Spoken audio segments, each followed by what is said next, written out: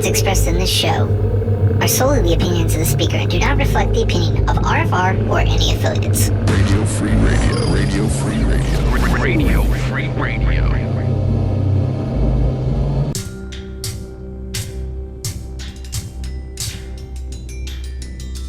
What is reality? Reality is what we believe to be true about the nature of our surroundings. But how do we come to decide that true nature?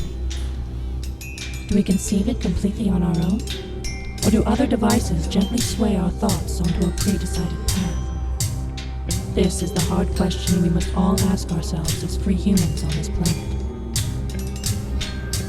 Who sculpts your reality?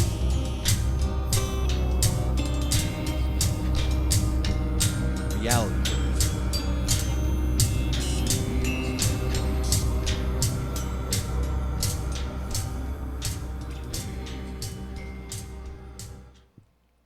Hey guys, it's Tom. Good evening, Radio Land. And it's time for your reality brief once again. You know, feeling a little bit under the weather this week, so hopefully you guys can understand what I'm saying out there. What we got planned for tonight, Dan? We've got all kinds of crazy stuff that people are just not ready for, I think.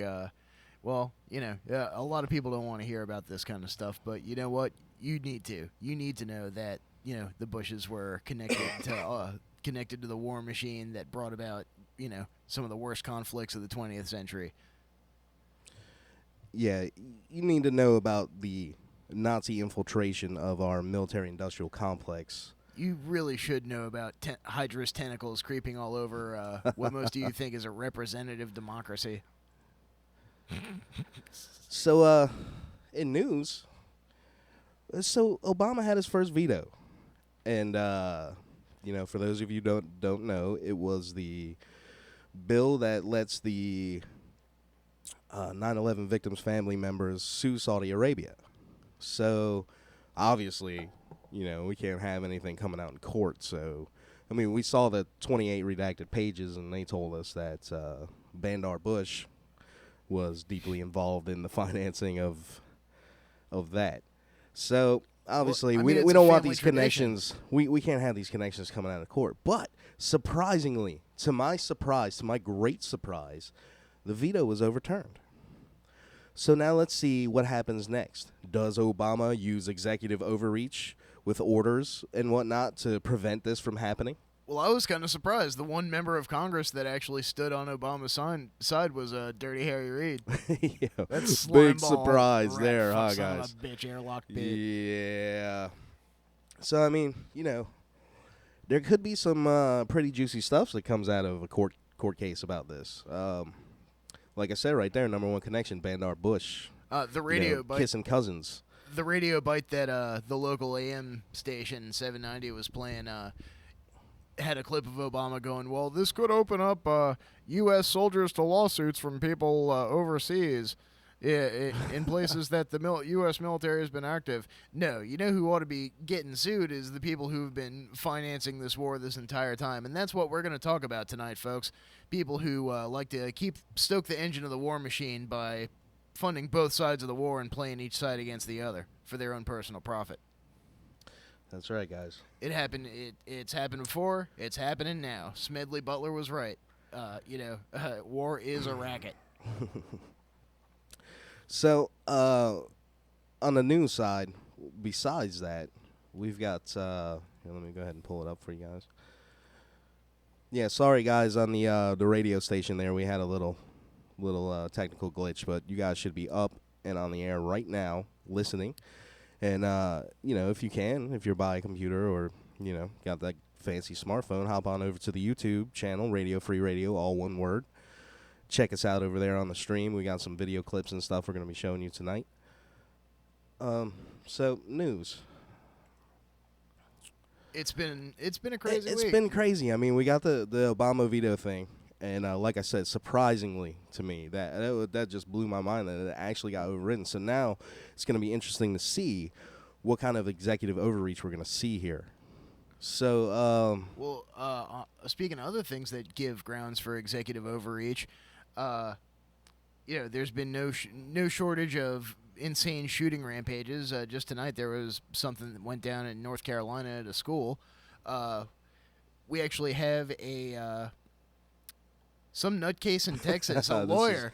It's not even funny, man. I don't even know why I'm laughing. Just because it's insane. I mean, how else do you respond How to do you this? process? Yeah, people use humor to mitigate terrible things. So why don't you tell us about that one, Dan?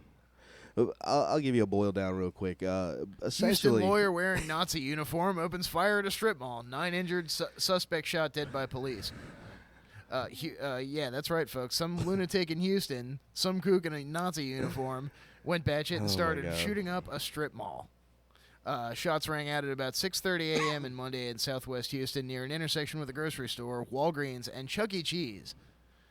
The attacker, identified in local reports as a 46-year-old attorney, Nathan Desai, used a tree near his car as cover as he exchanged gunfire with several officers in a nearby neighborhood before he was killed, officials said in an afternoon press conference. 6 people were hospitalized with gunshot wounds, including 1 person in critical condition and another person in serious condition. Both are expected to survive. 3 more suffered minor injuries from shattered glass. The suspect's name was not released by authorities, despite widespread reports identifying him as the owner of a Porsche, where investigators found weapons. The gunman was wearing a Nazi uniform, KPRC-TV reported, citing law enforcement sources. Do you have a Pepe the Frog meme with him? No, I don't think he had any Pepe the Frog memes in his Porsche. I don't know. Maybe he had one had like a bumper sticker with a Pepe on it, but that would be a rare Pepe indeed. A very rare Pepe. Oh, jeez.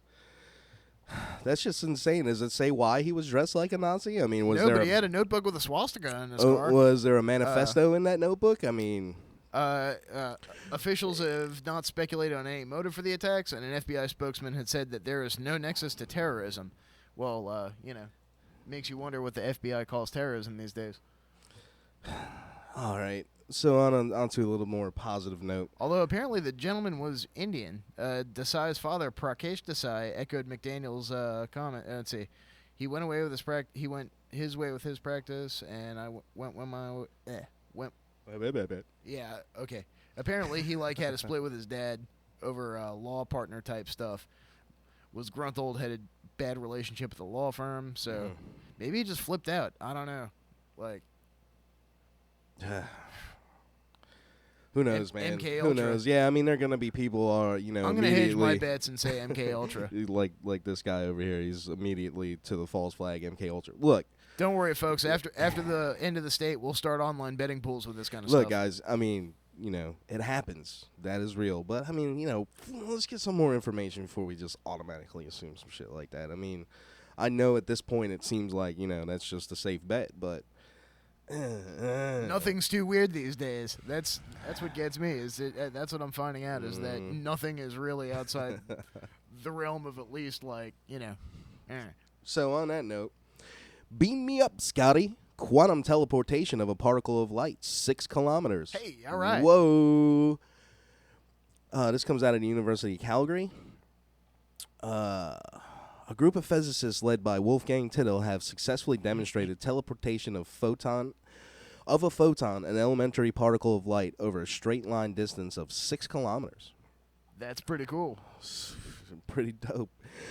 Through a collaboration between the University of Calgary, the City of Calgary, and researchers in the United States, a group of physicists led by Wolfgang Tittel, professor in the Department of Physics and Astronomy at the University of Calgary, have successfully demonstrated teleportation of a photon, an elementary particle of light, over a straight line distance of 6 kilometers using the City Calgary's fiber optic cable infrastructure. Whoa. So they're over there in Canada experimenting with your cable, saying... Very interesting. So the project began with an Urban Alliance seed grant in 2014.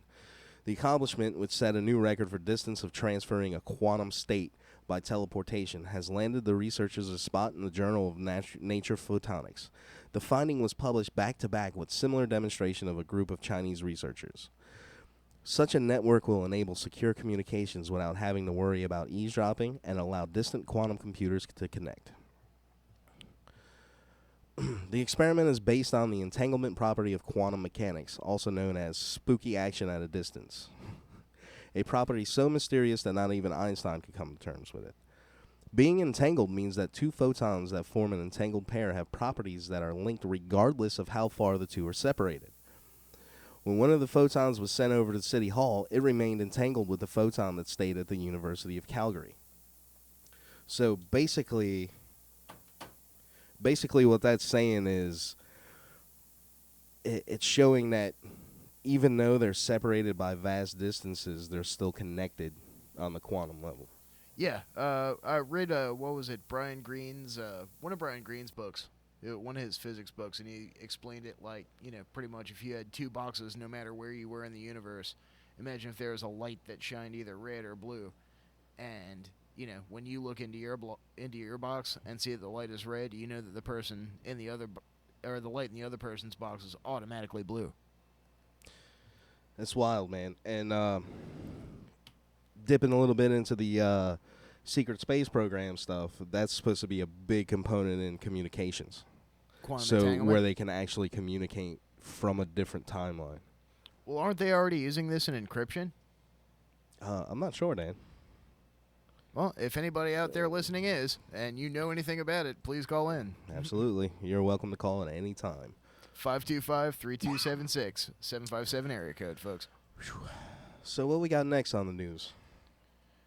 Well, I think that begs the question. The Obama veto and the Saudis. The only planes that were in the air after 9/11, besides Air Force One, were Right. the Saudi royal family Absolutely. being flown out of the country. Absolutely. So that's a great point, Dan. Mm-hmm.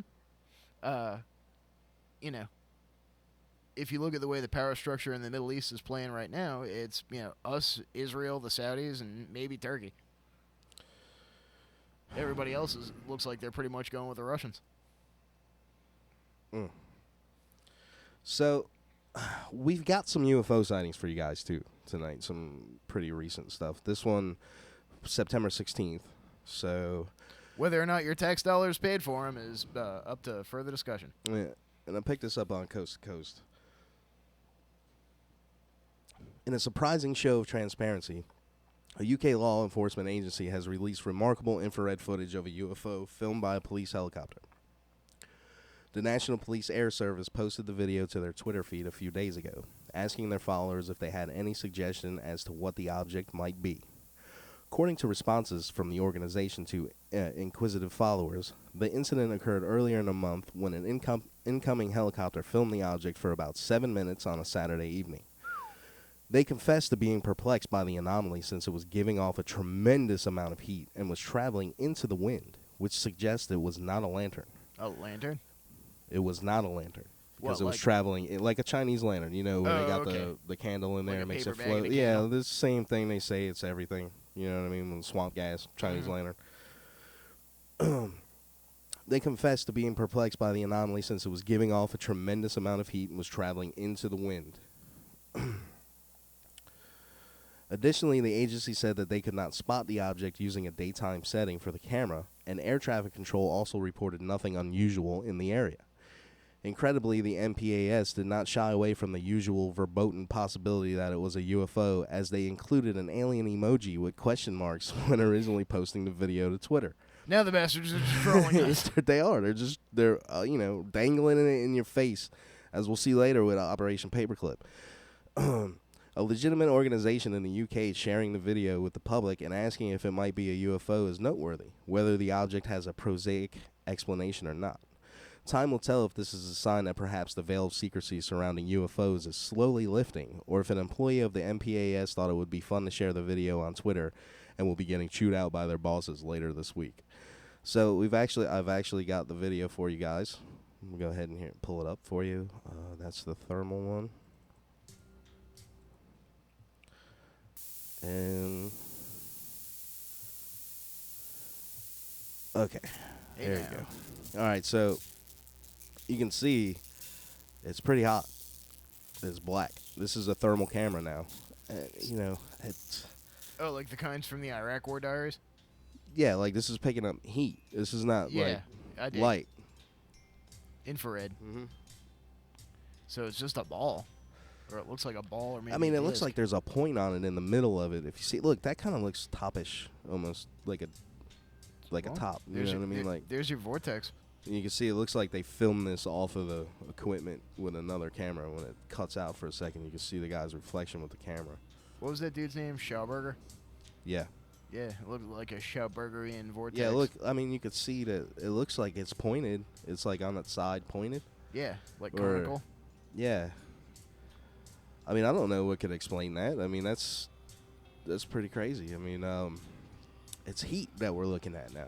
You know what I mean? Like, this isn't visible. Like, they're not seeing this, and it's not getting picked up by the camera, and it's not getting picked up by... So... It does kind of remind me of an speculating, old Front 242 video speculating from like that 1985. Speculating that any kind of stealth technology that may be had is utilizing, like, going into a higher phase, like molecularly spinning faster. So what we know about hot and cold is if it's colder, it's spinning slower. If it's hotter, it's spinning faster. I mean, that's just... Now, is there always the possibility that it could be, some sort of atmospheric plasma phenomenon? I mean, I guess that's possible. Aurora-based. I can't really tell if they observed it doing anything other than chilling, or if it was like flying around. Even though it's a thermal camera, like the clouds in the background just sort of look like normal overcast clouds, even through the thermal view. Yeah, I don't know. It's pretty peculiar. Okay. I don't know. What do you guys think? Oh, feel free to call in and talk about it. So that's that was the first UFO we got for you. We do have another one for you there's guys. more. Yeah, there's more. All right. Oh no, there's more. Okay, let's see. Are there rare alien Pepes on board? It's quite a possibility that we have some alien Pepes running around out there. Could be. Spreading racial hate. Isn't it amazing they labeled Pepe the Frog a Nazi? Apparently, yeah, that's a thing now. Now, the Anti-Defamation League has added Pepe the Frog to their list of hate symbols, which, that gives me some of the stuff on there. Like they refer to anarchist symbols. Oh as my hate gosh! groups. Like, but people are gonna be running around with Pepe armbands. Like, get in the train, Pepe say. Log on to the forum. You have no choice. Oh man. You will shitpost all day and all night. UFO research experts say that a mysterious object has been spotted near the sun's surface and has been there for about 5 years now. NASA tells us that it's simply leftover space junk floating around, but UFO hunters disagree. The object has been captured by the satellite Solar and Heliospheric Observatory, a.k.a. SOHO. Yeah, that's much better. And it shows a more gentrification. It's even hitting our satellites now. It shows a more aerodynamic appearance than that just of plain space junk. The incredible photo of the giant object shows what appears to be around 4 legs sticking out of its core. Is NASA aware of some extraordinary event happening near our sun? There could most certainly be a strange alien craft circulating our solar system without public notice, with classified info hidden away in NASA's very own archive vaults. I picked this one up off of Disclosed TV. That's probably 90% disinfo that goes up there, but the video is pretty interesting. We're going to go ahead and play that for you now.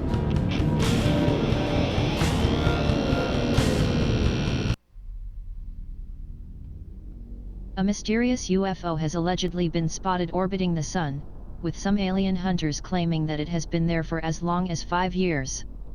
Alien enthusiasts were sent into a frenzy when a renowned UFO hunting YouTube channel said evidence had been unearthed. A large 4-pronged machine is orbiting Earth's star.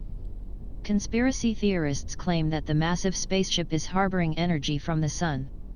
The mysterious floating object is believed to have been captured by cameras on board the Solar and Heliospheric Observatory, also known as SOHO, a satellite ran by NASA and the European Space Agency. However, SOHO distanced itself from the belief that it is a UFO, claiming that the object is simply space rubbish. The footage was posted on YouTube last week by conspiracy theory channel StreetCap1, which posed the question: why has NASA continually released these photos without any explanation of these anomalies? A spate of videos have been released over the years which seems to show mysterious UFOs captured by NASA cameras, with some claiming that the space agency is not as transparent as it would seem. One user commented on the video, The shape of this object reminds me of a satellite orbiting our Earth. Maybe that's why NASA doesn't make any mention of it. The odd thing, we can get fairly good resolution of the sun's surface, yet we always get fuzzy out-of-focus pictures of unidentified objects in near orbit. Popular UFO hunter Scott C. Waring believes that the latest spot is almost certainly not a natural body, claiming that the footage shows 3 long appendages protruding from a main object. It also shows a 4th arm. That is more than 2 times long as the higher arms. All 4 arms are solid objects. Whoa. It's like that short for some reason. Sorry about that, guys. I think that actually was just the end of the video. It might have been. It was one of them crazy old YouTube it jams. could be a satellite. With all this secret space program talk that I've heard lately, I want it to be true. Yeah, man. I want that. And it makes sense. If you were a Type 1 civilization and you were out scouting resources, you would send something to go harvest energy. Back your fleet up. Absolutely, It needs man. to be And what better source of energy than the sun there? Yeah, if you were a Type 1 or a Type 2, I mean, either that or hide something deep in Jupiter. Yeah. I mean, granted, the sun's gravity is, proportionate to its size versus Jupiter, so I guess that'd be a challenge, too, is overcoming the solar gravity. I don't know if you guys seen this out there floating around on the social media or on the video sites. And now it's a video of Angelina Jolie from like 97 or something like that. And she, in the context of the video, they're saying she's describing an Illuminati ritual, like S&M ritual type thing. I mean, in the video provided, she is talking about some strange... Well, she said it wasn't S&M, but it looked like right, it. Right. Can hardly swing a dead cat without hitting an S&M bar these days. But, obviously, Illuminati was never mentioned. It's like we said on, we did a long episode on Ron and Hills about the Illuminati. I don't, they know the people that are running stuff and in these secret societies and stuff, they're not necessarily Illuminati. You know what I mean? The Illuminati, its symbolism is pretty dead. I mean, it was never the eye in the capstone. See, I would think that the people who really operate behind the shadows, the people who really control the world and move the money around, are people that you're never going to know. They're people that you could be standing in an elevator with, and, you'd never know that they're one of the people that pushes the money of the world around. Either that or you just never see them. Right. So anyway, we'll just let the video speak for itself here. You guys could take a look at this and tell us what you think. It's like I would film things like that. I would encourage like everybody, all different types of sexual. But there is that thing where it's like a lot of people misunderstand me with S&M, and they think it's super. And I have to like explain to people how, like, where it's more like you're tied down because you need to like be able to like have somebody hold you down and keep you still, or like you would fight something down, or like be able to heal once you're beaten, like, or something. It's like it comes from that real place of like, as opposed to being accessories or something. Like it's really kind of, it's like with tattoos or things. Like I've always gotten them. There's like that time where everybody's like, oh, I have tattoos, and after a while, you're like, you can explain them and they can mean something. It's just comes from that real place.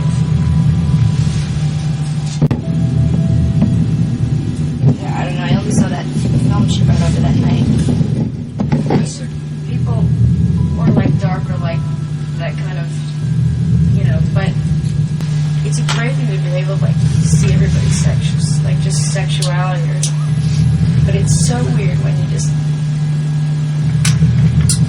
I had like the most amazing compromising pictures of people. A nipple clamp, 3 total revolutions. 1, 2, 3, ouch! Like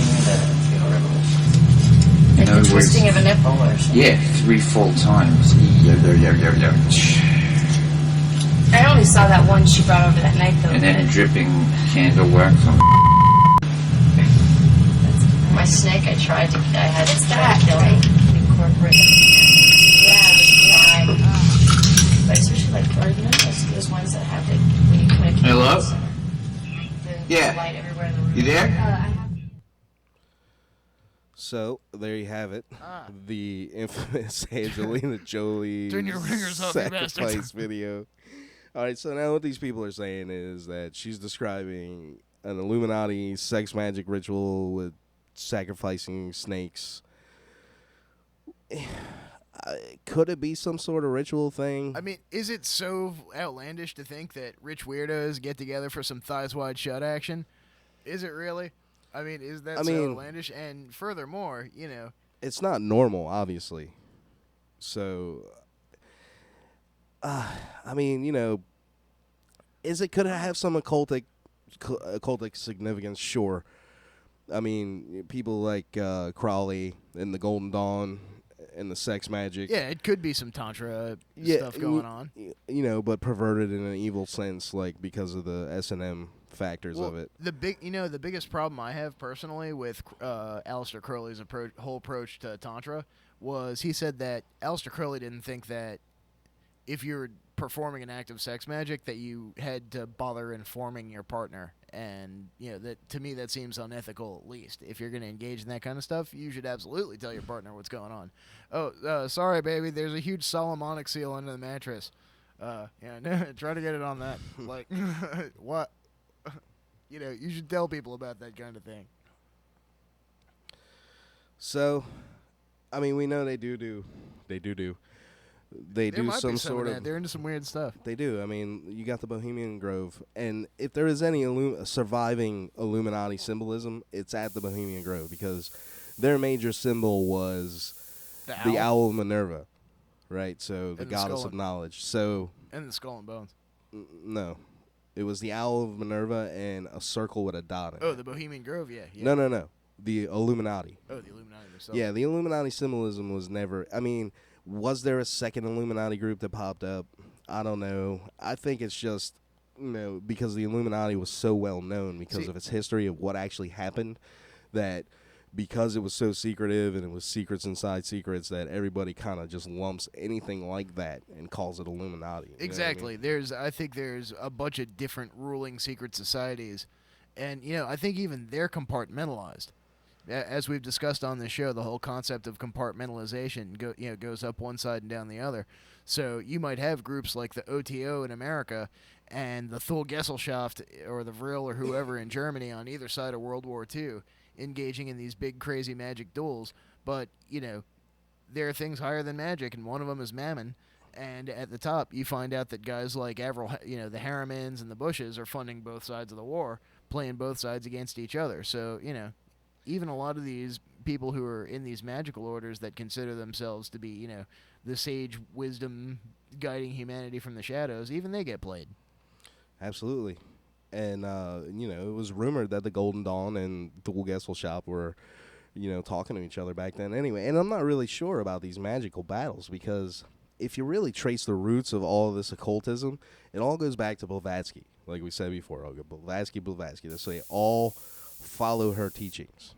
So, essentially, they're all Nazis. Well, there's even a game out there, a popular role-playing game called Mage the Ascension. It's a product of White Wolf Games. And even they bring in that whole concept of, you know, magical orders who are fighting for humanity's freedom versus magical orders who are, you know, fighting for authoritarianism, and how they go up against each other. They play with that whole concept. And that kind of goes into Benjamin Fulford and his whole deal with the Chinese secret orders battling it out with the Western secret orders. Mm-hmm. So that brings us to a main point of topic tonight. Paperclip. Operation Paperclip. I'll read you a quick summary so you guys can get caught up. If you don't know about Project Paperclip, you don't know the truth behind American history. Okay. So after World War II, all the German scientists that were still around were basically up for grabs by everybody. So the recruitment of German scientists began after the Allied victory in Europe on May 8, 1945. But U.S. President Harry Truman did not formally order the execution of Operation Paperclip until August 1945. Truman's order expressly excluded anyone found to have been a member of the Nazi Party and more than a nominal participant in its activities, or an active supporter of Nazi militarism. However, those restrictions would have rendered ineligible most of the leading scientists with whom they had identified for recruitment. Among them were rocket scientists Werner von Braun, Kurt H. Debus, and Arthur Rudolph, as well as a physician, Strughold. Each earlier classified as a menace to the security of the Allied forces. They worked independently to circumvent President Truman's anti-Nazi order and the Allied Potsdam and Yalta agreements, creating false employment and political biographies for the scientists. They also expunged the scientists' Nazi Party memberships and the regime affiliations from public record. Once bleached of their Nazism, the scientists were granted security clearances by the U.S. government to work in the United States.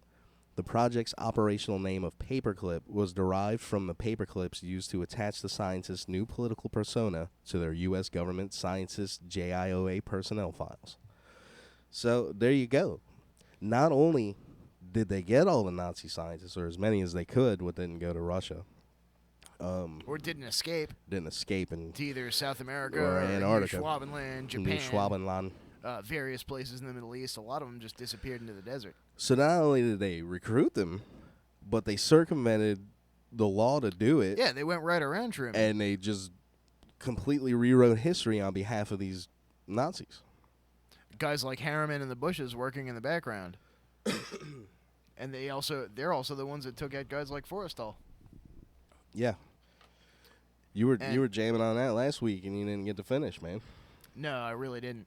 But it's commonly known that a lot of these paperclip goons that came over here got whitewashed, and many of them were housed, lived right here in Hampton, Virginia. There's a lot of history right here in Hampton. We live right by Langley, a major point of contention in a lot of things.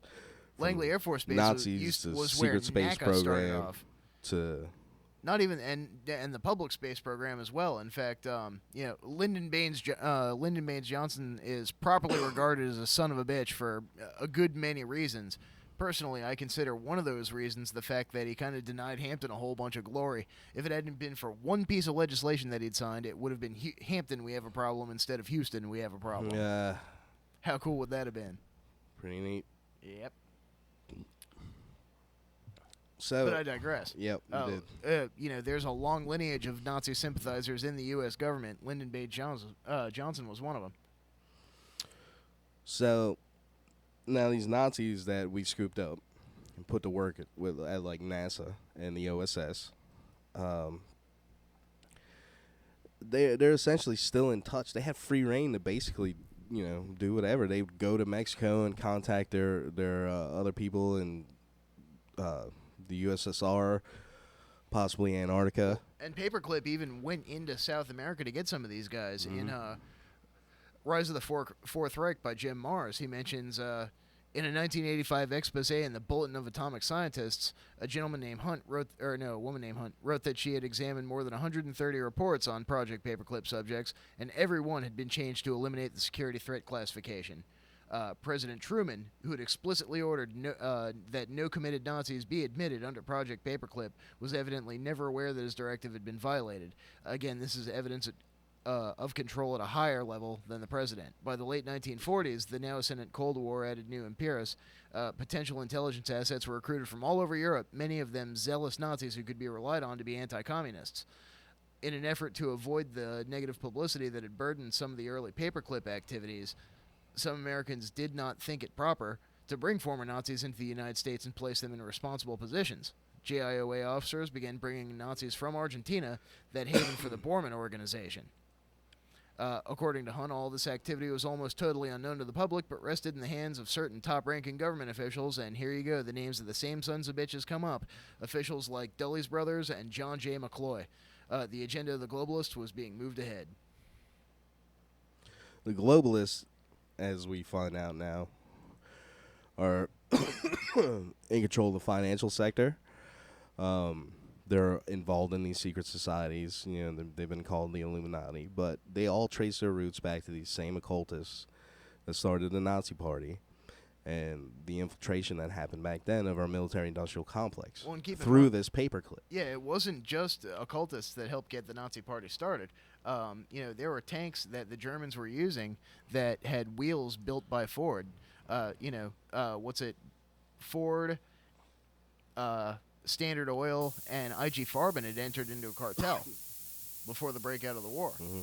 So IG Farben was producing the gas that was being used against American soldiers, and the money was coming from America. Yeah. And then now you've got Prescott Bush and his connections, right? And we also know that he was involved in Skull and Bones. He was in Skull and Bones. So the Bush family has a rich history of Skull and Bones and Nazism. All right, so he essentially married into the Rockefeller family. And so there you have the union there of the occultic Nazis with the financial sector. And, they just kind of went from there. So one would assume when they're going out and they're having these private conversations with the other Germans, whether they're in the USSR or Antarctica. So, they could very well been cooking up a plot like this to take over, through the back like that. Well, so that was the whole plan. They set up the network after the end of the war. The guys that were captured by the Russians, the guys that were captured by us, the guys that, the Nazi diaspora all over the planet. So, look today, you see the financial interests that control both sides of every election here in America, control most of the finances abroad. It's the same people. It's the same gang running things all over the world. It's a big club, and guess what, folks? You're not a part of it. So, they're over here. They're working on our fucking rocket program.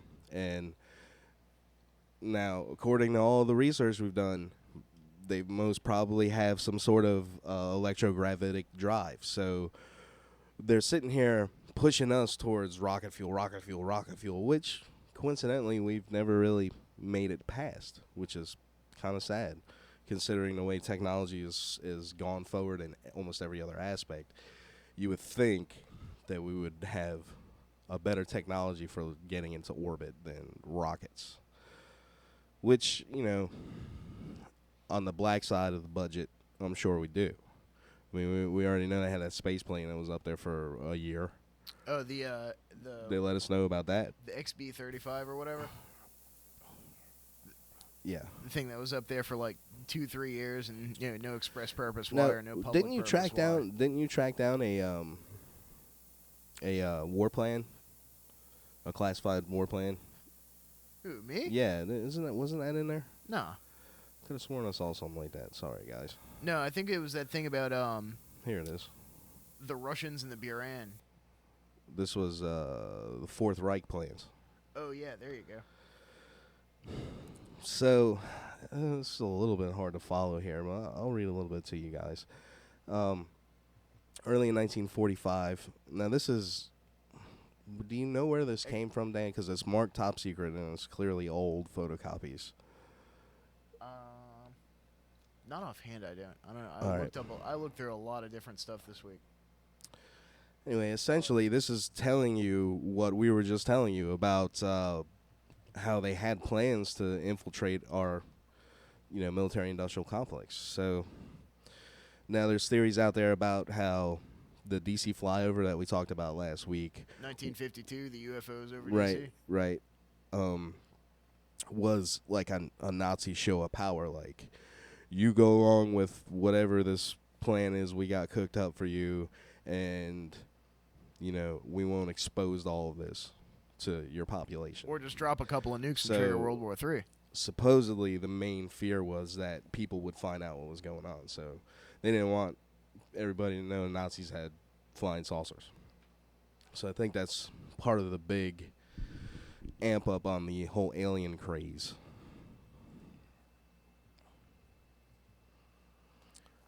Expanding gases will be useless for a long time. So, about Operation Paperclip, it's something that is it's out in the open, you know what I'm saying? It's pretty well known, but a lot of people don't know about, like the masses, if you will, have not heard about Operation Paperclip. And what they do is they kind of mix it in with fantasy a little bit and dangle it in front of your face. So if it does come up, then you automatically just, that was in the Marvel movie. Oh, yeah, that was an Iron Sky. Yeah. Like, so what we have for you right now is an example of that very thing. And this is a clip from Captain America, the Winter Soldier. Essentially, they tell you all about Operation Paperclip, but they wrap it in a, fantasy Hydra veil. And they even have, consciousness merger with technology, which is supposed to be a big part of what their capabilities actually are. So we're going to go ahead and play that for you right now. Second, look around you. I have never been more alive. In 1972, I received a terminal diagnosis. Science could not save my body. My mind, however, that was worth saving. On 200,000 feet of data banks, you are standing in my brain. How did you get here? Invited. It was Operation Paperclip after World War II. SHIELD recruited German scientists with strategic value. They thought I could help their cause. I also helped my own. Hydra died with the Red Skull. Cut off one head, 2 more shall take its place. Prove it. Accessing archive. Hydra was founded on the belief that humanity could not be trusted with its own freedom. What we did not realize was that if you try to take that freedom, they resist. The war taught us much. Humanity needed to surrender its freedom willingly. After the war, SHIELD was founded, and I was recruited.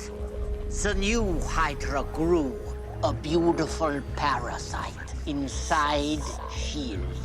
For 70 years, Hydra has been secretly feeding crisis, reaping war. And when history did not cooperate, history was changed. That's impossible. SHIELD would have stopped you. Accidents will happen. Hydra created a world so chaotic that humanity is finally ready to sacrifice its freedom to gain its security. Once the purification process is complete, Hydra's new world order will arise. We won, Captain. Your death amounts to the same as your life, a zero sum. So, yeah, wow. That sounds If you've ever pretty been familiar. Guess what, America? You've been publicly teabagged. Keep watching them Marvel flicks. So, they basically, if you take out Hydra and replace it with Thule Gesellschaft, and you take out SHIELD and replace it with the OSS, which went on to become the CIA, there you go. You got almost a historical record there, right in front of your face, packaged up in Fantasyland and rebranded.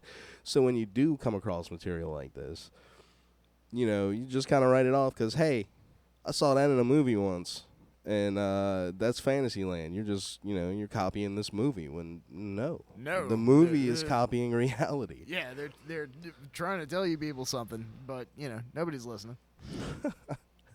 As usual. Well, back to Jim Mars. He's a big source of errors. He mentions that let's see. Incidents of information being passed out of Paperclip were presented to authorities, yet nothing was done. A Fort Bliss businessman reported Paperclip engineer Hans Lindenmeyer to the FBI, claiming the German had been using his business address as an illegal letter drop. According to Hunt, at least 3 other Nazis maintained illegal mail drops in El Paso, where they received money from foreign or unknown sources and coded messages from South America.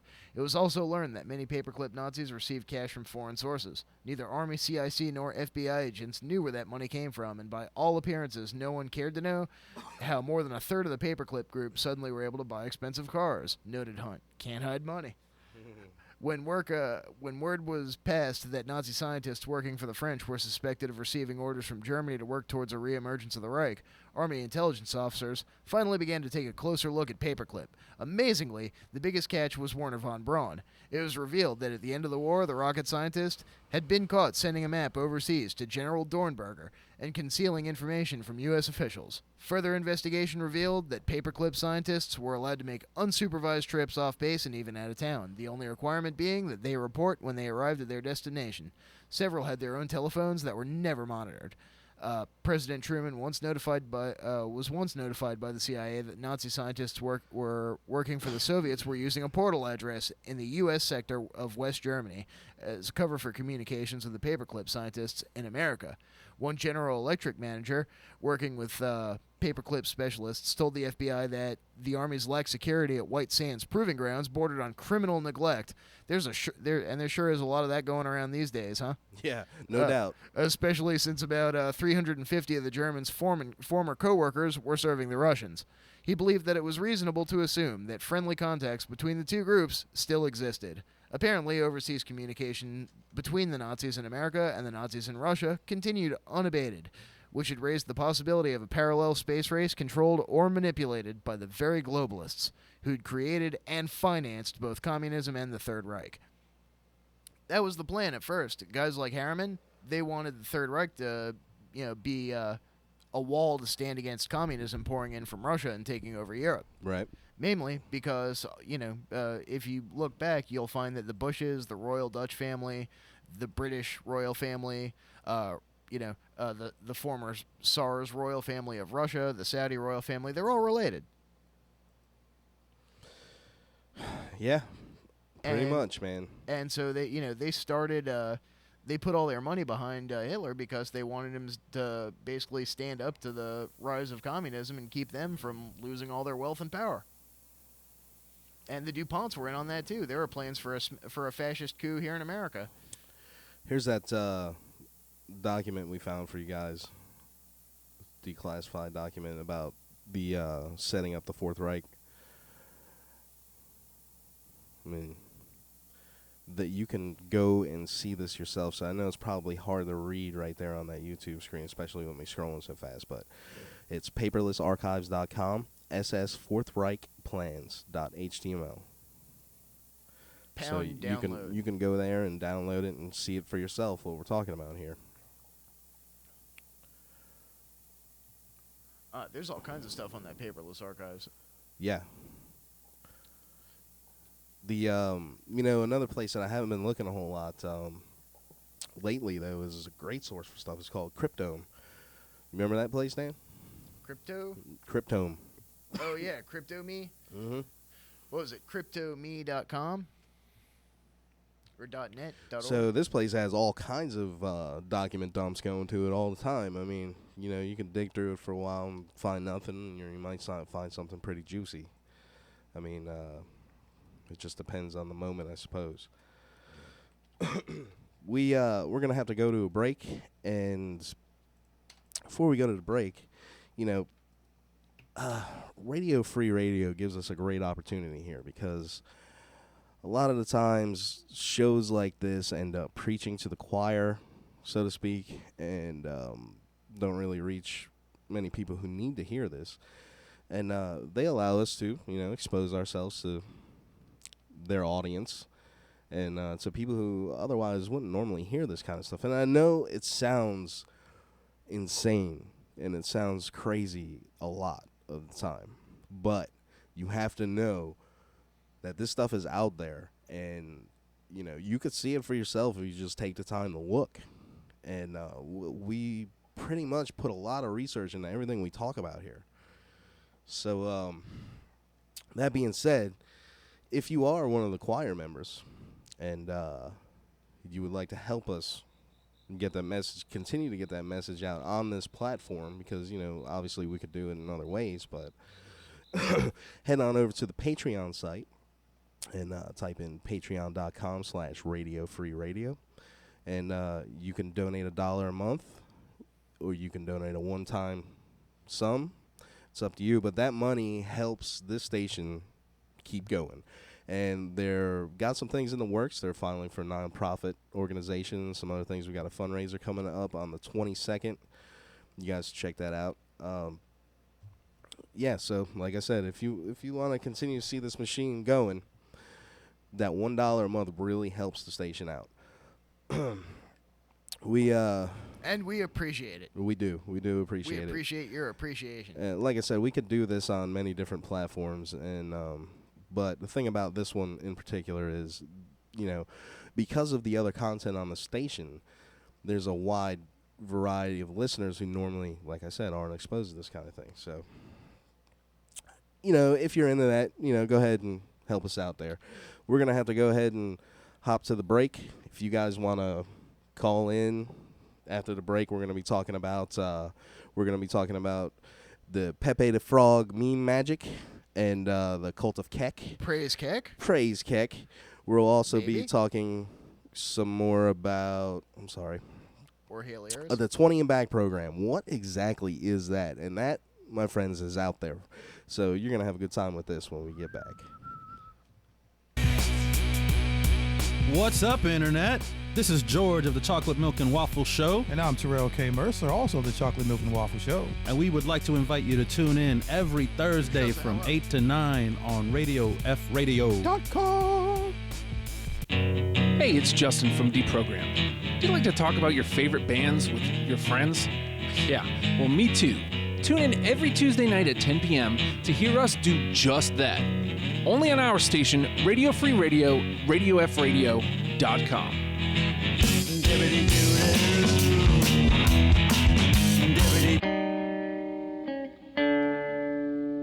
Hey, this is Corey O'Neill. This is James Clark. Tune into the FSB show here on our station, RadioFradio.com, every Thursday at 10 o'clock p.m. Eastern to midnight. 2 full hours where we bring you politically incorrect sports talk, outside-the-box, thought-provoking stuff. You can call in here at the station, 757-848-5920. Give us a call, debate us, whatever's on your mind, let us know. We'll go back and forth. Give us a call. Head over to patreon.com/Radio Free Radio. $1 a month gets you everything. Don't miss what we've got going on at our station, RadioFradio.com. Boom.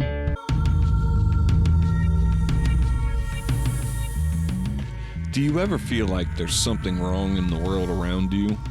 Do you feel like you're being lied to? Do you think you know more than the people in charge? Join us as we answer these questions and many more. Wednesday nights, 9 p.m. on RadioFradio.com.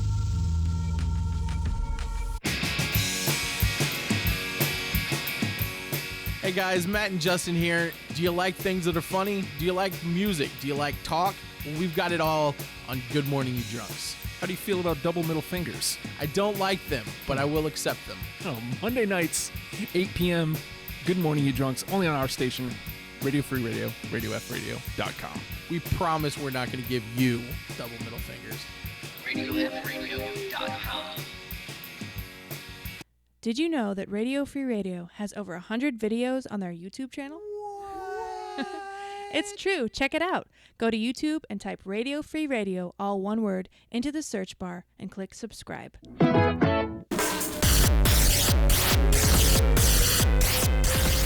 Hey Justin, I was just thinking that there's no better way to advertise that hashtag WrestlePals is moving to 10 p.m. every Monday on Radio Free Radio, RadioFradio.com, than to cut our own wrestling style promo. Do it. Monday nights at 10 p.m. Hashtag WrestlePals take the airwaves. And they're going to talk wrestling with you. If you want to call in, you can call 757-848-5920. Can you feel that? Feel the WrestlePals power coursing through your veins! Ah! I think you just had an aneurysm. That's hashtag WrestlePals every Monday, 10 p.m. Radio Free Radio, RadioFradio.com.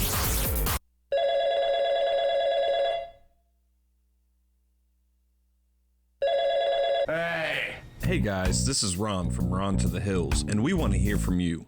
Give us a call at 757-848-5920. Shoot us an email at ronhillsshow@gmail.com. Like us on Facebook /Ron to the Hills. And now you can Skype us at ronnie.hills too. Come on, join the Hill people today. RadioFradio.com. RadioFradio.com. I'm not a bit surprised that the Federal Reserve got to the Senate. I had expected Bernie Sanders to offer 604, which was the same as 1207, which is the Audit the Fed bill.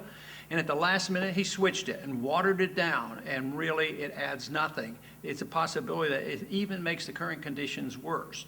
This is essentially the bill plus more of the bill we beat in the House Financial Committee, the Mel Watts bill. But this is so disappointing to me that this happened, especially since for months now I've worked with Bernie on this, and he introduced the bill in our language, which was 1207. But as we speak, this is Thursday night, they are working on this on the Senate floor, and we need to get as many messages possible to any senator you can think of, especially to Bernie Sanders' office, that we don't want this version. We want a true audit of the Fed. We need to know what the Open Market Committee does, and we need to know what they're doing overseas with the agreements with central banks and financial institutions and other governments. And in this bill that is being offered, that amendment that is being offered now does not include this. So I am sure that Senator DeMint is working on this and may come up with an alternative. But the only thing that would be fair to the American people, after all this work and energy that we've put into this, is have an up and down vote on what was our 1207 in the House, which is 604 in the Senate. Yes, they may water it down and they may win it, but if they don't have an honest vote on a Senate floor, to me it would be very, very discouraging. But it also shows what kind of forces we're up against. The president doesn't want this. The leadership on Wall Street doesn't want it. The Federal Reserve doesn't want it. So they're powerful forces. But just think of the people that do want it. You know, everybody from progressives and liberal Democrats to libertarians and constitutionalists and the average person, so many of the Tea Party members, they all want this. They want transparency, and they want to find out what's going on at the Fed. So it's very, very important. It's a crucial time, and whether I doubt if they'll vote tonight, which is Thursday, but they may vote tomorrow. Who knows? They may vote Monday. But it's vital and urgent that we do as much as we can to bombard the Senate with information that we, the people, deserve to have an up and down vote on Audit the Fed bill.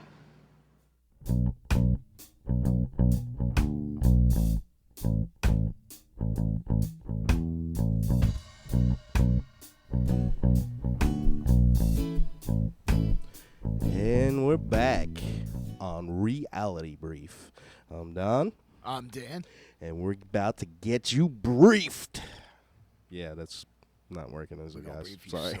We're going to brief you so hard. It's going to be so good. So, a lot of you may know about this, the Pepe the Frog controversy with, Hillary Clinton calling him a Nazi cartoon First of all, frog. that's how you know she's losing it, when she starts attacking a cartoon frog posted on 4chan. But is it just a cartoon frog posted on 4chan, or is it an avatar of chaos itself? This guy, he's got a WordPress site. He's got this interesting take on Pepe the Frog. It's Pepe the Frog faith.wordpress.com. You guys can check it out yourself. We're going to go ahead and show it to you. The truth about Pepe the Frog and the cult of Kek. Kek. You know, it's kind of funny because after I read this... Wasn't Kek a system lord on Stargate? Yeah, it wouldn't surprise me, man. I can't remember off the top of my head. Anyway, the real story behind Hillary Clinton's cartoon Nazi frog will blow your mind. And I'm telling you, this does get pretty weird. This is out there, guys. This is about as out there could get. I'll cut right into the chase. Pepe the Frog isn't a white nationalist symbol. Pepe the Frog isn't a harmless meme propagated by teenagers on the internet. Pepe the Frog is, in fact, the modern-day avatar of ancient Egyptian deity accidentally resurrected by online image board culture.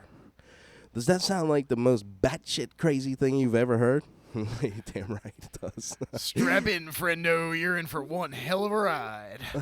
Oh, look, 9/16/16, disturbing new breakthrough added to the bottom of the page. You I didn't don't even say. see that.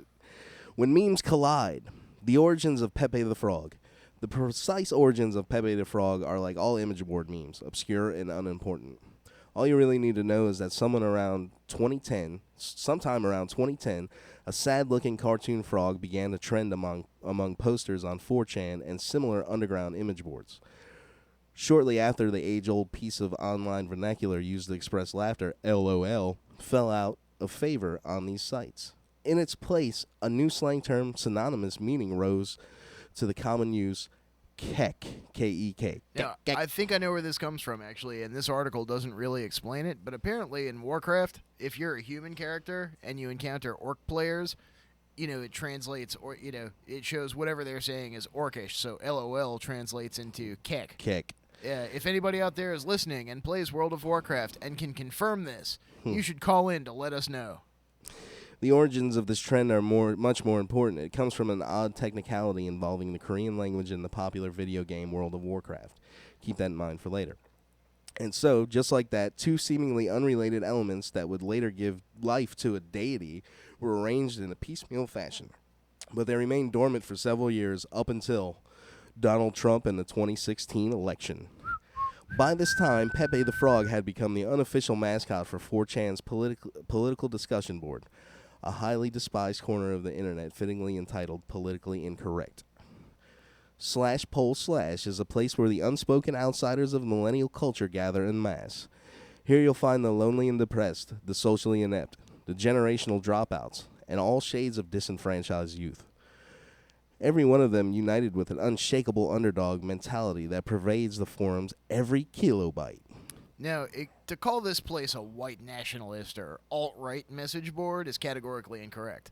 Poll, above all place, while it is dripping in Nazi filth, I'm not going to lie, is a place where our society's status quo is mercilessly challenged. It's a melting pot for well-meaning freethinkers and misguided madmen alike. It is a place of chaos. Dun, dun, dun. So when Donald J. Trump strolled onto the political scene in 2015, it was a match made in heaven, arguably. He immediately became Poll's candidate of choice, and it wasn't long before Trump was mated with Poll's beloved mascot in typical image board fashion. Trump and Pepe 2016, Trump and Pepe. Then something very strange began to happen. The digits declare a deity. Uh-oh. Now, I think we can gloss over most of this, but basically the thing... Nah, I think it's pretty important, man. I'm going to go ahead and read this out. If you're a numerologist. But I It's guess it is pretty kind of important, core to man, this article. Because, it is. The digits declare a deity. One last thing you need to understand about image board culture is dubs. 4chan culture specifically. Every post on 4chan and similar venues comes up with an 8-digit numerical stamp. This number represents that post's entry position in the entire posting lineage of the image board. With the amount of traffic these sites get, the last couple of digits of this number are essentially a random roll. When a poster gets repeated digits, it's called dubs, trips, quads, and so on. Since a poster can't know their post number until after they've submitted the post, it's common for people to bet on the contents of their message on the occurrence of repeating digits, like so. And it shows you the example here. Your post ends with 44 or 99 or 722 or... When that endeavor proves successful, a get has been made, and the stroke of luck is celebrated. It's like getting Yahtzee. Yeah. Yahtzee! Nazi! Nazi Yahtzee. Out of this Good practice, God. a strange phenomena began to take place on Poll. Discussion threads associated with Trump's displayed noticeably frequent gets. They're bringing drugs, they're bringing crime, they're bringing rapists, they're bringing dubs. So, like, all these Trump posts are getting dubs. It wasn't long before all these seemingly random elements discussed so far became irreparably tied together with an image board culture. So now we've got these four things. We got Pepe the Frog, now Poll's unofficial mascot. We got Donald Trump, Poll's overwhelming candidate of choice. Repeating digit post numbers, gets, and kek, used in expression of delight, in particular in response to Trump's trolling of the establishment, as well as in reaction to unlikely gets in general. And a god was born. Look at this one with Pepe. Number 777777. Yep. Trump will win. Here's where it starts to get weirder. The queer coincidence of kek.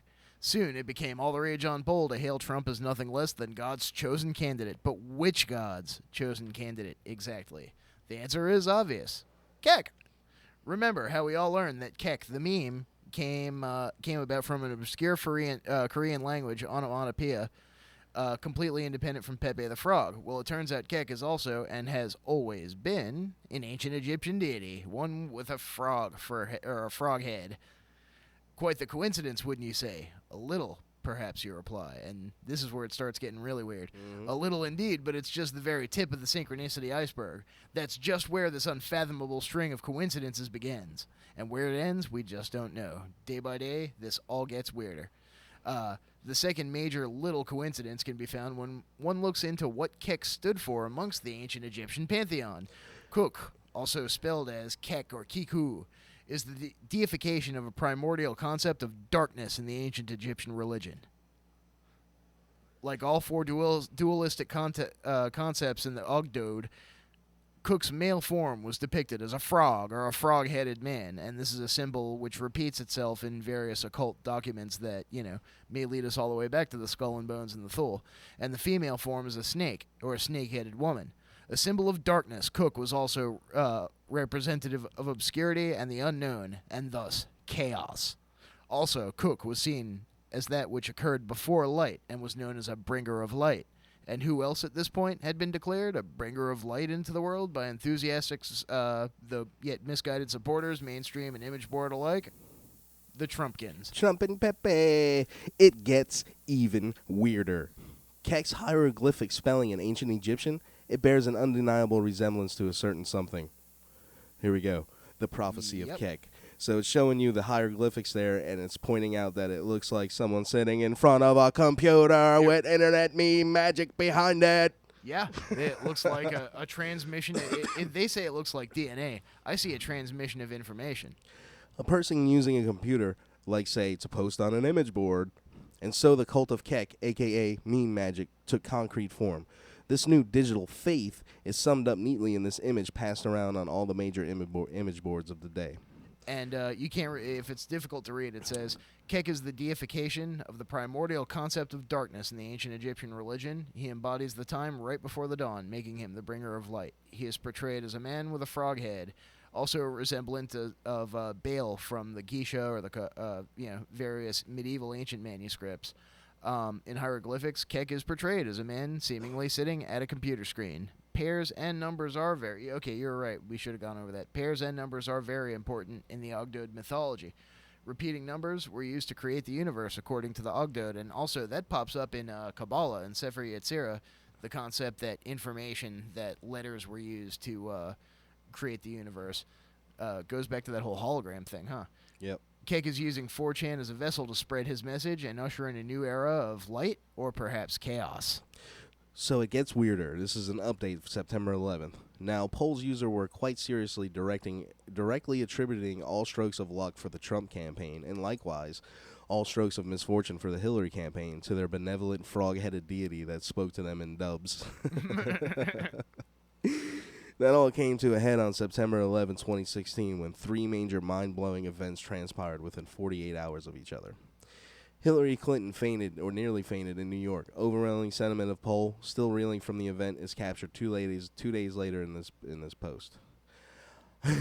Stop, please.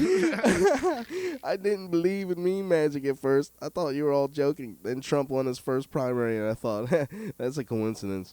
Then he became the candidate, and I thought things were getting weird. Now Hillary is getting sick, and the media is talking about Pepe. It's clear as day your memes are fucking with the fabric of reality. Stop, please, I beg you. Memes so dank, they fuck with the You're fabric fucking of with reality. powers you do not understand. If you keep this up, you could meme us all out of existence. That's pretty funny. You man. mad, bro? Note this person's post number. It's a dub. It's a 33 dub. Yeah, and an 88. It starts off with an 88. Number 2, Hillary Clinton literally declares Pepe the Frog an enemy of the state with paper-thin reasoning.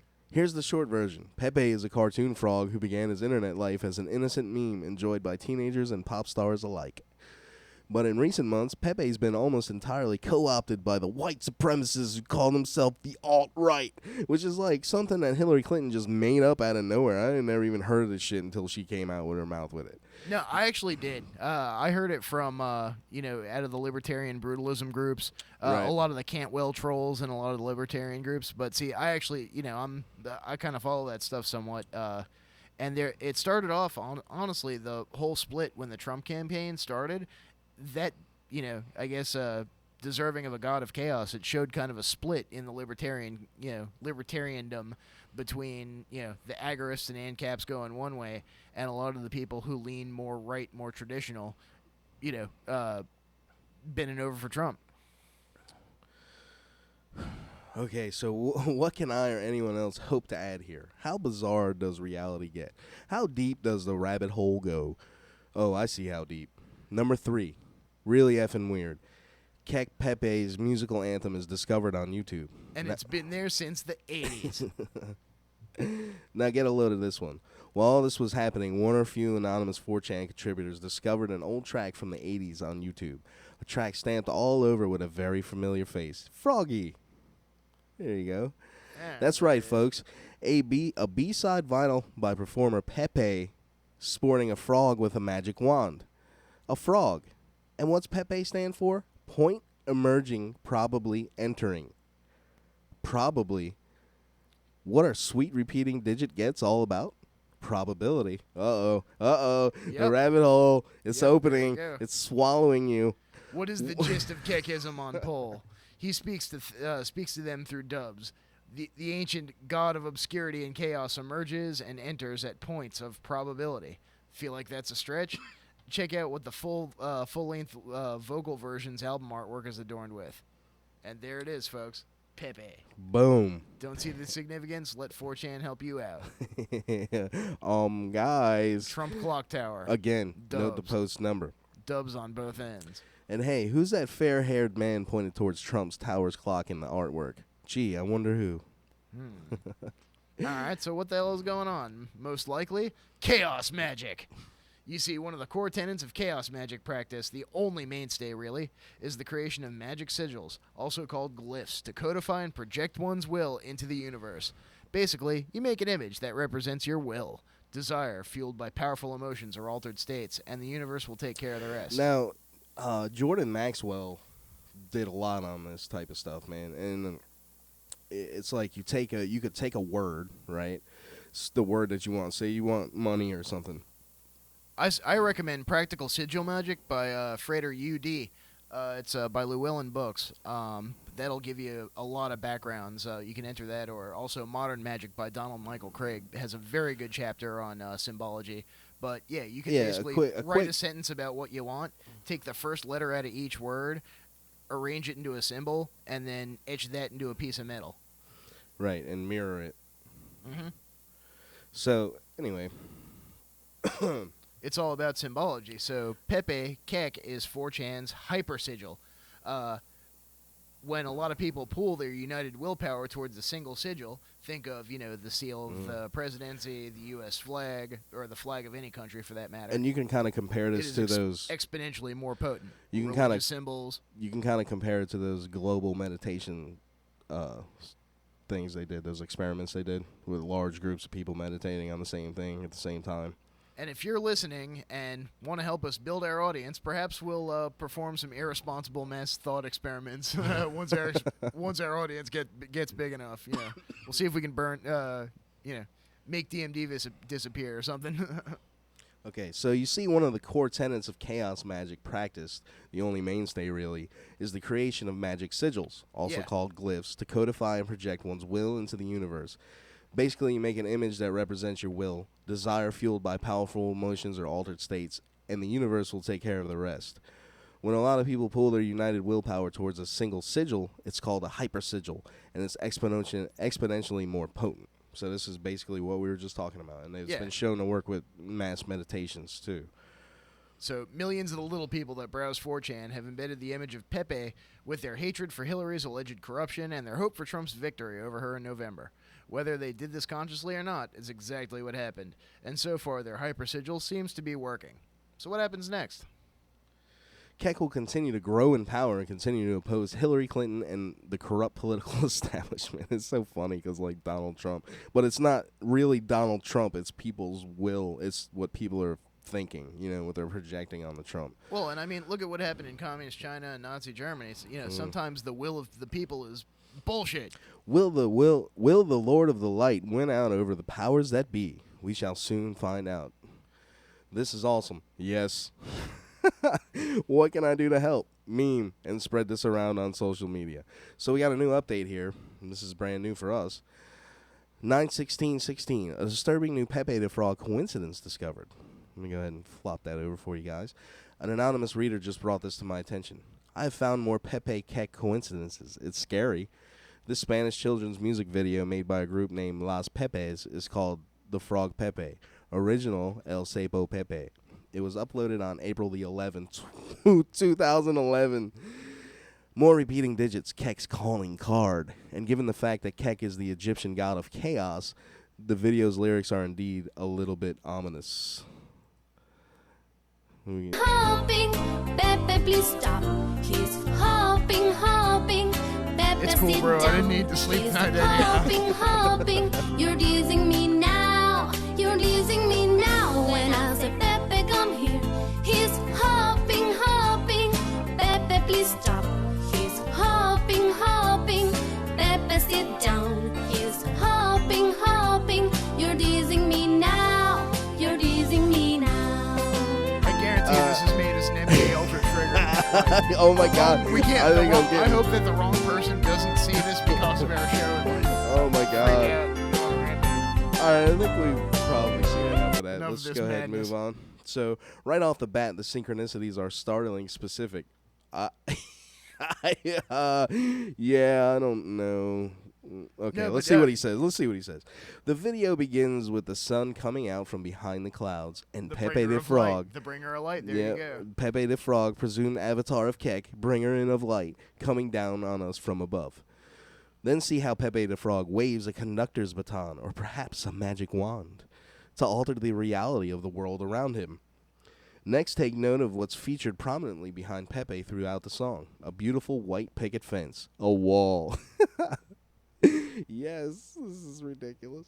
Finally, when you consider the words, "You're dizzying me now," in relation to Hillary Clinton's recent fainting spell, this whole thing just got even more batshit crazier than ever. What causes dizzying? Chaos.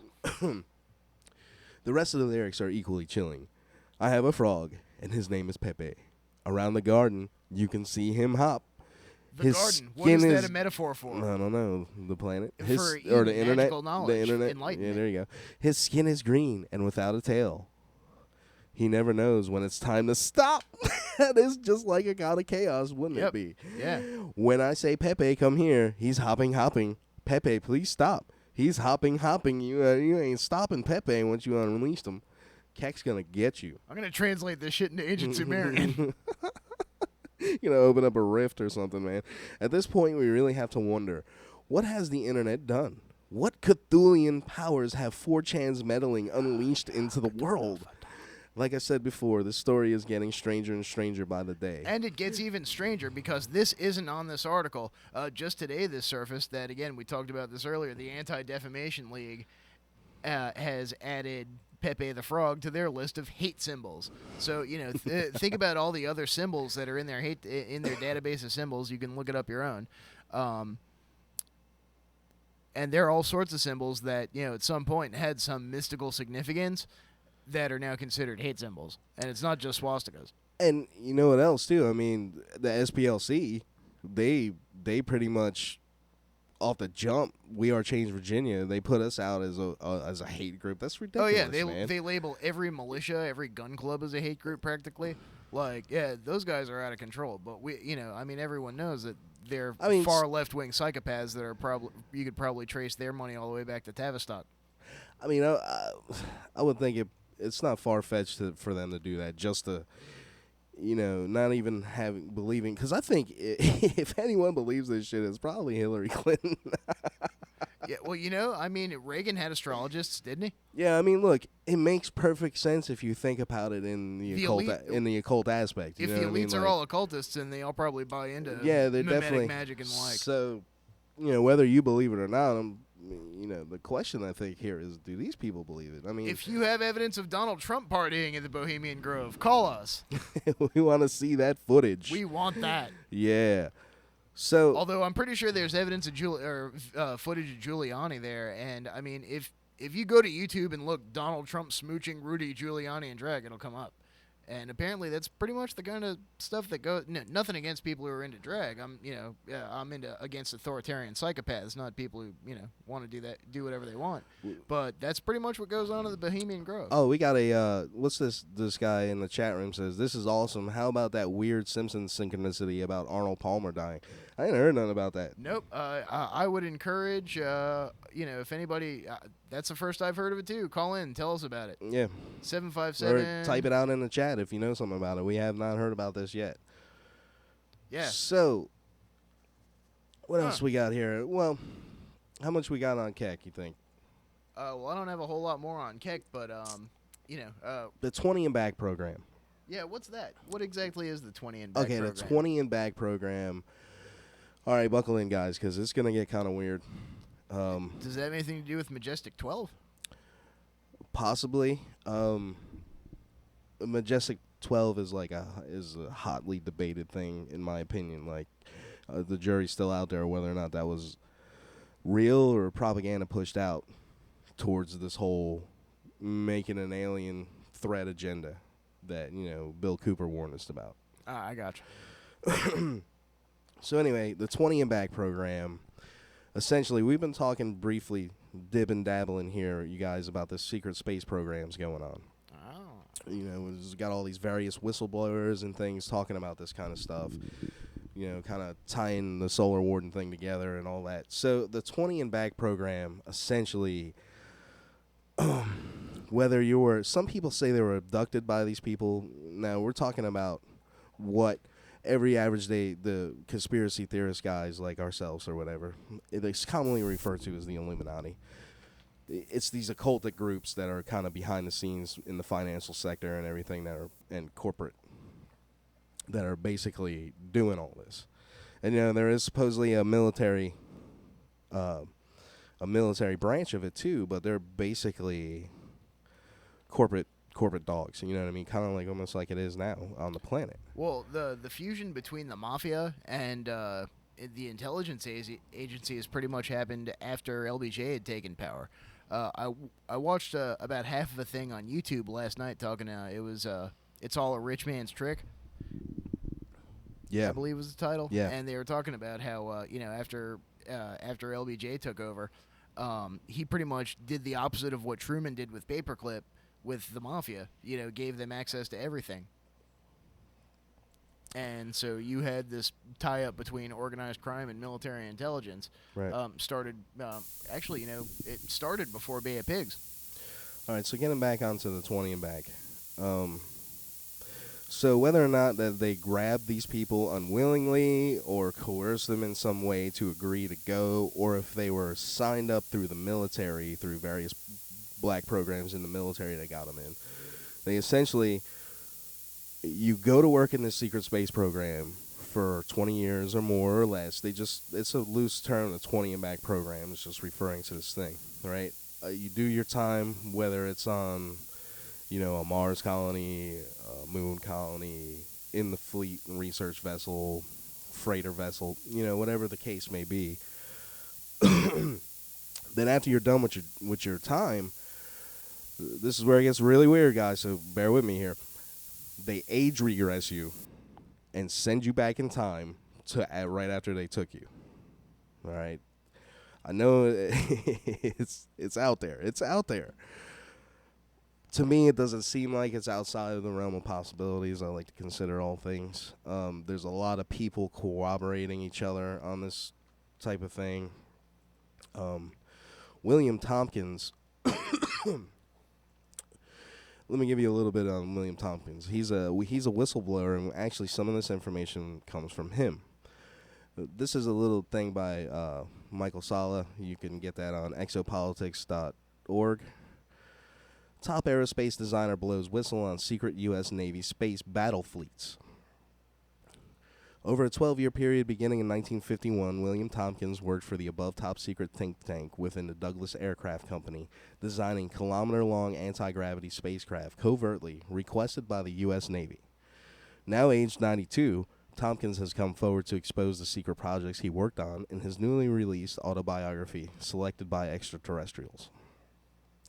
Tompkins supports his claims with numerous documents, including 2 designs he completed for space battlecruisers and space carriers that would decades later become the backbone of U.S. Navy space battle groups.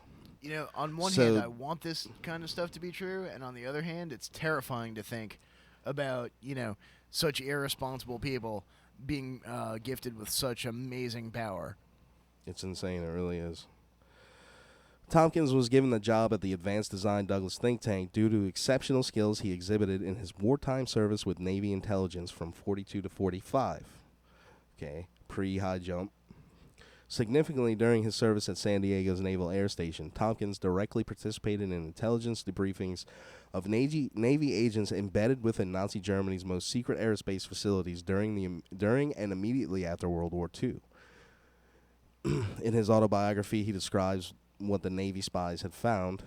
The Navy agents in Germany discovered that out-of-this-world aliens gave Hitler's UFOs, anti-gravity propulsion, beam weapons, extended life, and plenty of mind control, willing girls. Reptilians, he's saying. So this guy Tompkins is saying this reptilians like a lot of other people that are extraterrestrial. Or possibly terrestrial. Did they say specifically if it's the Alpha Draconians or the other? I don't know if this guy says that or not, but that's out there in all these other whistleblowers' testimonies.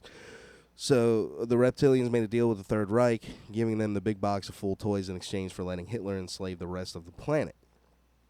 All right, that's just a little bit of background on him. I just wanted to cover it. This guy was working in the, covert military stuff, designing crafts and everything.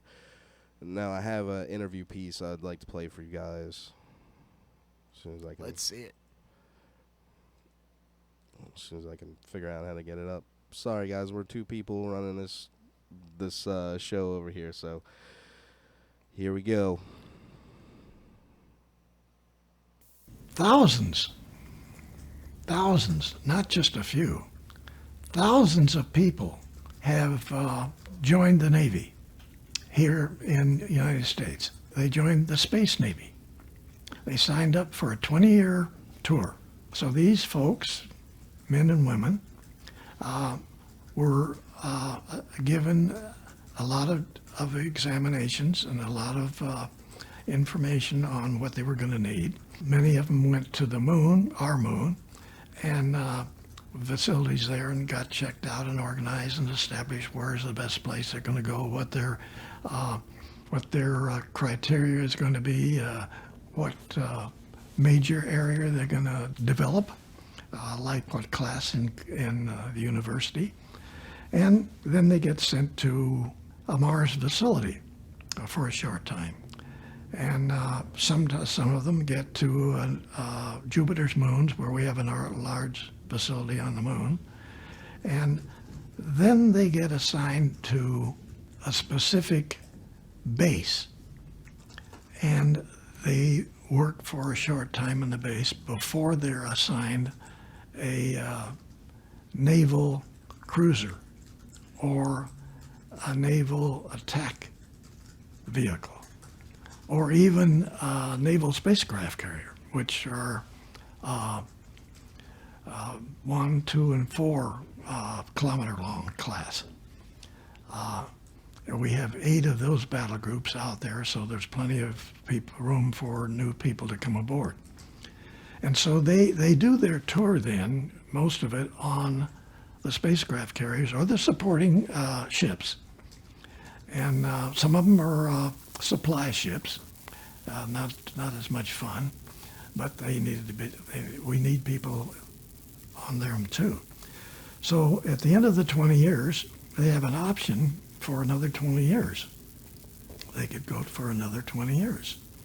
Or they have the option to come back to Earth, where they were born and where they entered the Navy, and then they make this decision they want to come back. So they age regress. They're now 20 years older than when they joined the Space Navy, okay?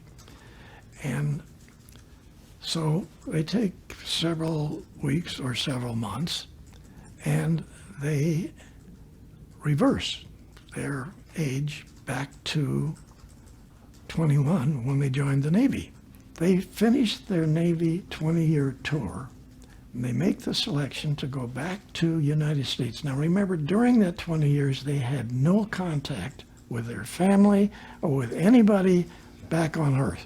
That's a prerequisite, okay? So, but they remember the family, they remember the friends, and the people they used to go to, and some of the girlfriends they used to have. And so they come back, okay, but they were 20 years older when they left the planet. So the girlfriends are going to be a whole lot older.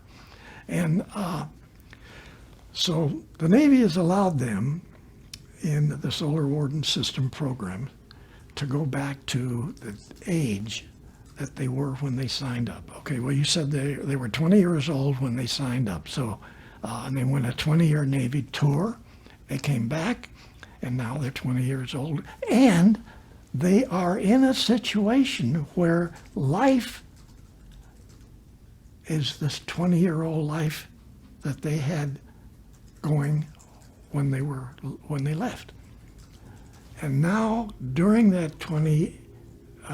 several weeks returning, their minds, not painfully, but their minds are played with to where 90.99 of their memory for the last 20 years out in space is removed.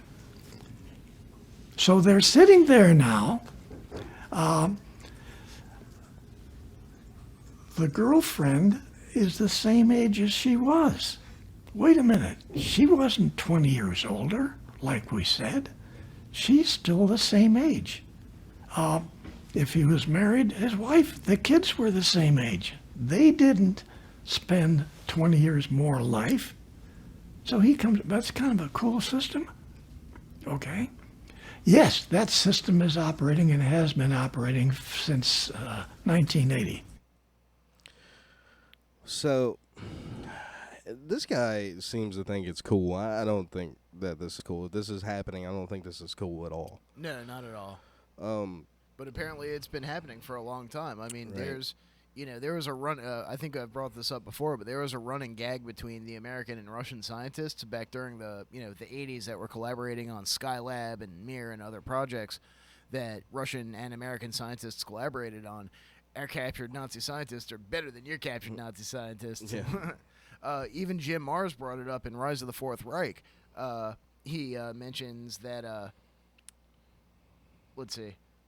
that a lot of NASA's launches and missions and such seem to coincide with the occurrence of astrological events that have deep occult significance.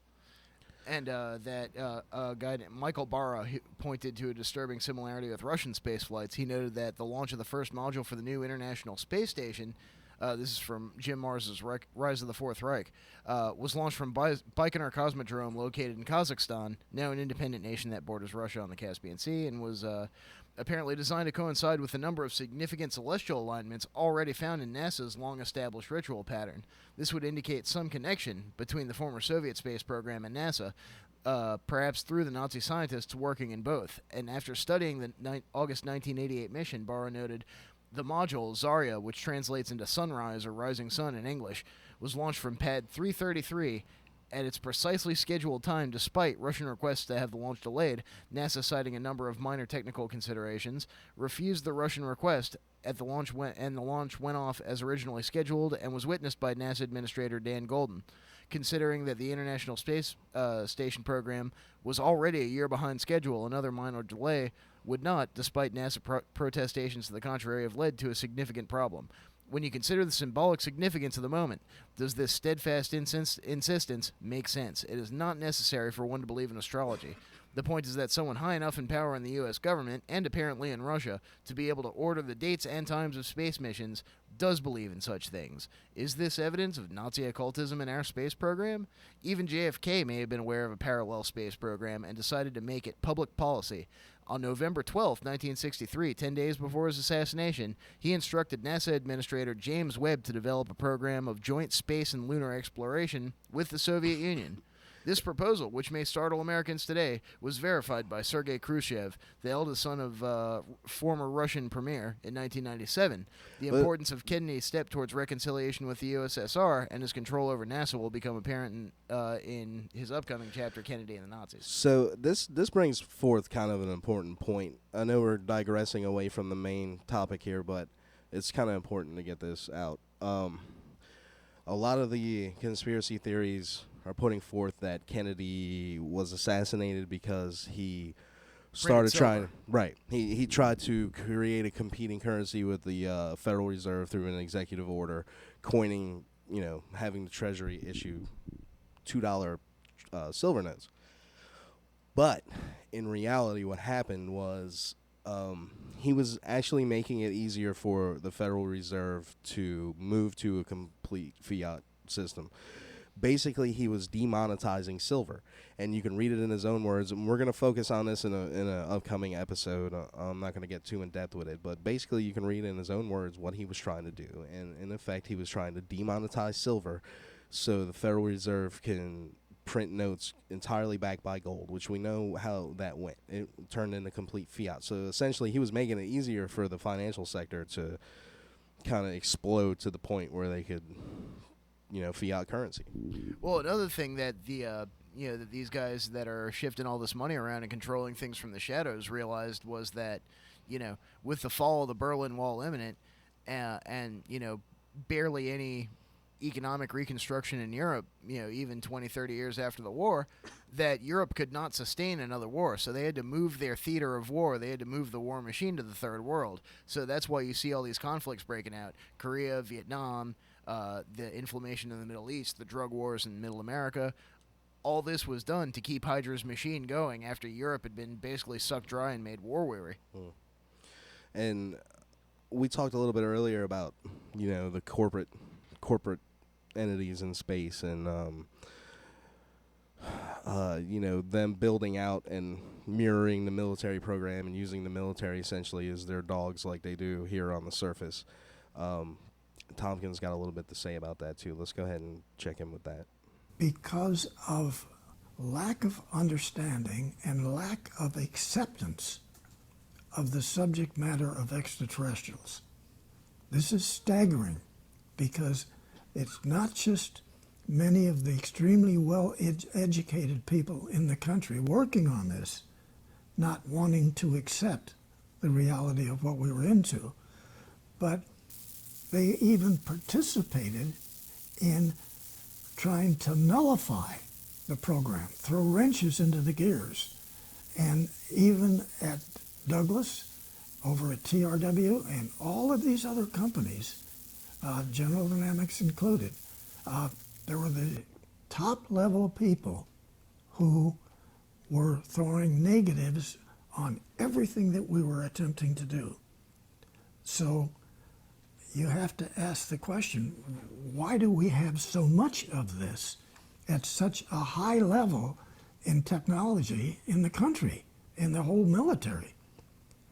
And who is telling them to try to stop everything, try to cut it down, when we're trying to help ourselves?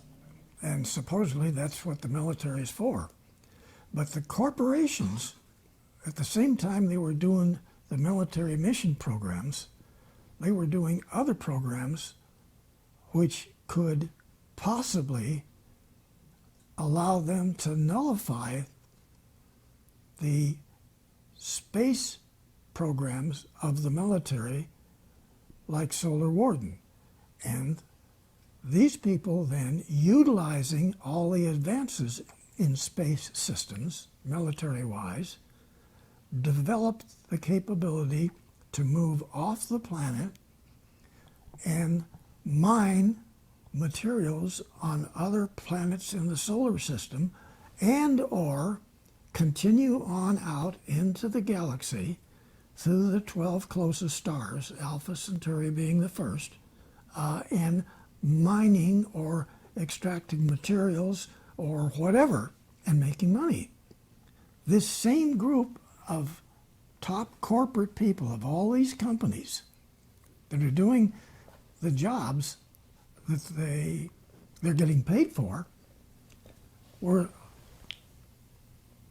paralleling the space missions for industrialization, making money. It just seems really strange that this is where we would be finding ourselves, because they're using all of the best capabilities. They have, it's already been done for them. We've got corporate operations operating parallel to missions to solar system planets and other stars' planets doing the same thing. The word is greed. Whatever helps them financially, this is where it's... So essentially what he's saying here is that there's corporations, and it's come out through other means, that it's the ICC, the Interplanetary Corporate Conglomerate. Wouldn't that be something if it turned out Hitchhiker's Guide was absolutely correct? It's all just a business, folks. It's the whole galaxy. It's just one big business. So what he's explaining here is this corporation, or these corporations, essentially mirroring the military space program. So they got all the gadgets, you know what I mean? They got everything they got and better, and kind of breaking away outside of, like, so now we're talking about a solar corporate entity.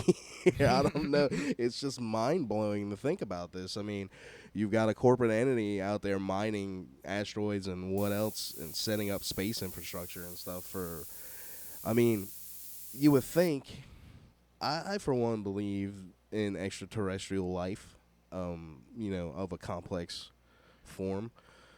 And I find it not much of a stretch to think that if they are out there doing this kind of stuff, that they probably have ran into aliens. Well, going back to that Rise of the Fourth Reich, Jim Mars mentions these distinguished men appear to have two things in common. They are all connected to the highest levels of national security as well as American corporate business. They are all also dead at the time of the MJ-12 papers surfaced. Thus, there's that MJ-12 again, thus unable to answer any questions about their role, if any, in such a group. The agenda of this control group may have been best expressed by Senator LBJ, that old son of a bitch, who, speaking to the Senate Democratic Caucus on January 7th, 1958, stated, "Control of space means control of the world. From space, the masters of infinity would have the power to control Earth's weather, to cause drought and flood, to change the tides and raise the levels of the sea, to divert the Gulf Stream and change the climate frigid. There is something more powerful than the ultimate weapon. That is the ultimate position, the position of total control over the Earth that lies somewhere in outer space. And if there is an ultimate position, then our national goal and the goal of all free men must be to win and hold that position." So LBJ said that, so, you knew something was up. And who were the masters of infinity that he spoke of? Yeah, and then we're talking about Eisenhower, too. Like, his whole military-industrial complex speech, the power is so great that men dare not speak of it above a whisper. They want to say it's the financial sector, but, I mean, this whole thing right here kind of... They don't exactly come out and name names. I mean, the financial sector, yeah, and then the whole New World Order thing, the New World Order thing is another thing like the Illuminati that is kind of like everything is lumped into this thing called the New World Order. They don't call themselves the New World Order. No, they of course. want a New World Order. You know what I'm saying? Just like they don't call the New themselves. World Order is what they're trying to build. They don't. Everything within the state, nothing outside of the state. They don't call Dominion by themselves the the state over Illuminati. all things. People associate them with the Illuminati because it's the most well-known case of a secret society attempting to influence politics historically. I mean, it's a well-known story about the original Illuminati and their symbolism and everything. So, because of that factor, everything kind of gets lumped into that. I mean, I've yet to see people say that, oh, well, there's newer Illuminati groups. I've yet to see anything really credible to point to that. I'm not saying that these people aren't doing occultic ceremonies and have secret orders and all that. I'm just saying semantics. Sometimes man. that semantics, stuff's kind of you know fun. what I mean? But, and it's like with the Illuminati in particular, the craziest, most outlandish stuff gets lumped in with it, so it kind of makes all the information getting disseminated, as Illuminati, it kind of like makes people look at it in a negative light because they're seeing that this rap star, that rap star, doing this controversial thing with the eye or whatever, and it's just ridiculous fantasy. So when the real conspiracies and these dark secret societies get exposed, it gets lumped in with the fantasy nonsense, and it discredits it. Well, and speaking of fantasy nonsense, did you know that by 2008, only 6 multinational corporations controlled almost everything that the average American reads, sees, or hears? Time Warner, Walt Disney, Viacom, Vivendi Universal, News Corp, and Bertelsmann AG. Bertelsmann AG, the last of those, got started printing manuals for the German army before the Second World War, and now they pretty much control about 90% of all the printed material that you read in America. It's pretty amazing. Yeah, I'm sorry. Yeah, 76.9% owned by the Bertelsmann Foundation, created by the German Bertelsmann and Mohn families. The other 23.1% resides with the Mohns. All right, we kind of got away from what we were originally talking about. I'm going to bring it back to the 20 and back. Now, so starting over, they do their term, their age regressed, they're brought back into their life at the moment that they were left, like maybe 10 minutes later or something. And then they live back through their life I've been in contact with some people who say they've went through this, had some private conversations. Hopefully, maybe some of them will come on the show at a later date. And it all pretty much links up. We talked about My Lab's military abductions previously on Ronda the Hills. We discovered some things in that research about people that were abducted by aliens were abducted by the military like the day afterwards or sometime right around or sometimes right afterwards. So it's almost like you could look at it in a way that it's like the alien part is like a screen memory almost of the actual military abduction. I may have seen evidence of damage control in this, over this. Recently, I read an article on Phys.org suggesting that the shape of a barium nucleus, it's lopsided. And it somehow, I don't understand the math behind all this, but the article said that this suggests that time travel is impossible. So, I've seen a lot of time travel might not be possible articles popping up on the science magazines lately. Mm-hmm. So I'm wondering if that's, maybe some sort of damage control over this sort of thing. It's quite possible, man. So, in my conversations and also in other research, a common thread seems to be some type of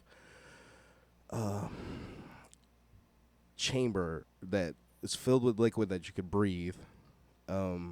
Whether or not that's directly linked to the age regression process or the regenerative feature, because these people were supposed to be able to like lose an arm and then grow it back in this tank. Wow. So, I've heard different stories about the age regression process, and for me, this has been the biggest pill for me to swallow with this whole story is this age regression thing and time travel, because it seems to me, from what I can understand about time travel with my puny brain, you cannot go back in time to the same timeline. Right. Because I don't know. It stands to reason that they could isolate a bubble, a bubble of time, run it backwards, and age regress you like that without leaving this particular curve of time-space. But yeah, I always imagined the structure of space-time as a fractal. You know, at any given point, you zoom in on a fractal, and that's moving forward in the fourth and fifth dimension at the same time in the normal timeline that you're in. An alternate timeline would be zooming off center to a different point in the fractal and then zooming in on that and continuing to proceed forward in a linear fashion. So it's been described, though, with these same people, that time is elastic. Like, if you do something like this, that time eventually snaps back into place the way it's supposed to be. So you might get age regressed, and then all of a sudden, boom, age 80. And they bring them back like immediately after. So now this kind of begs the question. We also talked about previously on Ron Hill's the Berenstein problem. You're familiar with the Berenstein problem, Dan? Yeah, is it Berenstain or Berenstein or Berenstain?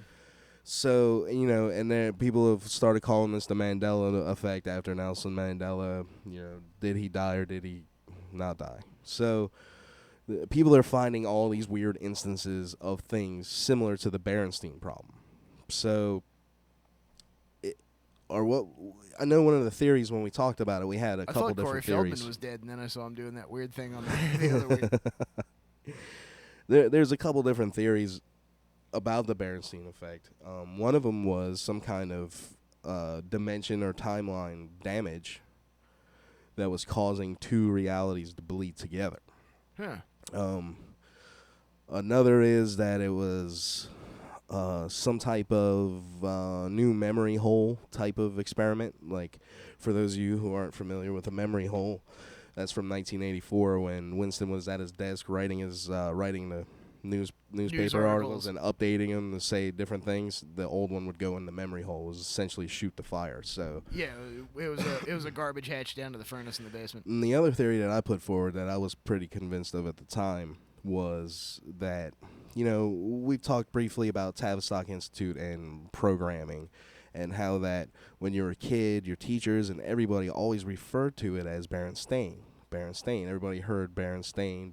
I even remember my mom referring to it as Berenstain Bears. So because you're hearing that and associating with that, it's almost like, you know, in your mind you replace the letters. You know what I mean? Well, even though it's spelled so Stein, when you think about it and you look at that logo, because you hear stain, you see an A instead of a Stein. You know what I'm saying? Yeah. That was my theory at the time, but now with all this type of stuff, kind of got me going the other way, like back and forth now. Like, if only we could find some way to hop to the timeline where Ron Paul won. Yeah, could this actually be some type of timeline damage that we're witnessing here from something going on in these programs that we have no clue what's going on? Well, it's possible. You could even cause some timeline damage if you were to use the last 8 minutes that we have on the air to call into this show. Do with it. Fuck with the fabric of time-space. Open see the what rift, happens. See if Cthulhu comes. Open the portal. That number for you guys on the radio is 525-3276. That's 757-525-3276. You can call in. We can hear you. And you can talk about this, anything that's on your mind. Now is your last chance, though, because we will be going off very shortly. 8 minutes left to reach minimum safe distance. So you know, this New World Order that we always talk about, what it really is, it's the Old World Order. It's, you know, the same control that extended over Europe and the Old World, and it's trying to extend its control over America and over humanity as a whole. And if you want to get deeper than that. All right, we have a caller. Okay, caller. Anyway, if you want to get deeper than that, like I said, it all goes back to Blavatsky, you know, and the whole Atlantis concept and the fifth race and all of that. So, caller, what do you have for us tonight? You're on the air. I might not be in the right timeline here. Hold on. What are we talking about? What year is it, caller? It's 2017, I think, 2016. Okay, well, you're in this curve at least. Okay. Listen, I like the timeline topic. I want to thank you guys, too, for bringing up Keck. Praise Keck. I just want to say that's good to get the word out. You know, it only gives them power. I know So, you are a Keck follower, aren't you? This is Phantom Spy. I have been isn't for it? years. This is honestly, this is the best thing to come along in my world in a long time. Finally. I kind of like some the appreciation Chaos's for incarnation chaos. as I mean, Eris I've been myself. chaotic neutral for quite a while. That's my natural alignment. You know that. Oh yeah. So Well, I'm chaotic down. good I is like. still let's chaotic. do it. So Let's hey, do I'm it. with Stir you the there. pot. Stir that shit. Anyway, I'm talking about the time travel thing. Not necessarily time travel, but timeline thing. I think that's where. That's the, in my opinion, that's the real cork of consciousness, is that we are all on our individual paths, constantly jumping through these different timelines, and that is where symbolism, like Pepe, can take on meaning. In that, what I've had this concept where multiple people's interpretation of reality is the reality that their consciousness moves towards. Right, a shared. Right? And you're not the only one that believes that. Consensus reality is what I consider that to be, like a shared consensus reality. That's of, actually of becoming up and down and down. That's right? actually becoming a common, prevalent theory in those. You know why? type of- You know why that is? Because I'm moving into that timeline. You understand? Yes, I do. That's why. That's why. Now listen, the world is going crazy because I'm going crazy. I'm sorry that you guys are along for the ride, but praise Keck, man. Let's just do it. Yeah, Right? Keck Sit down. fatong, Keck fatong. Keck. It's interesting.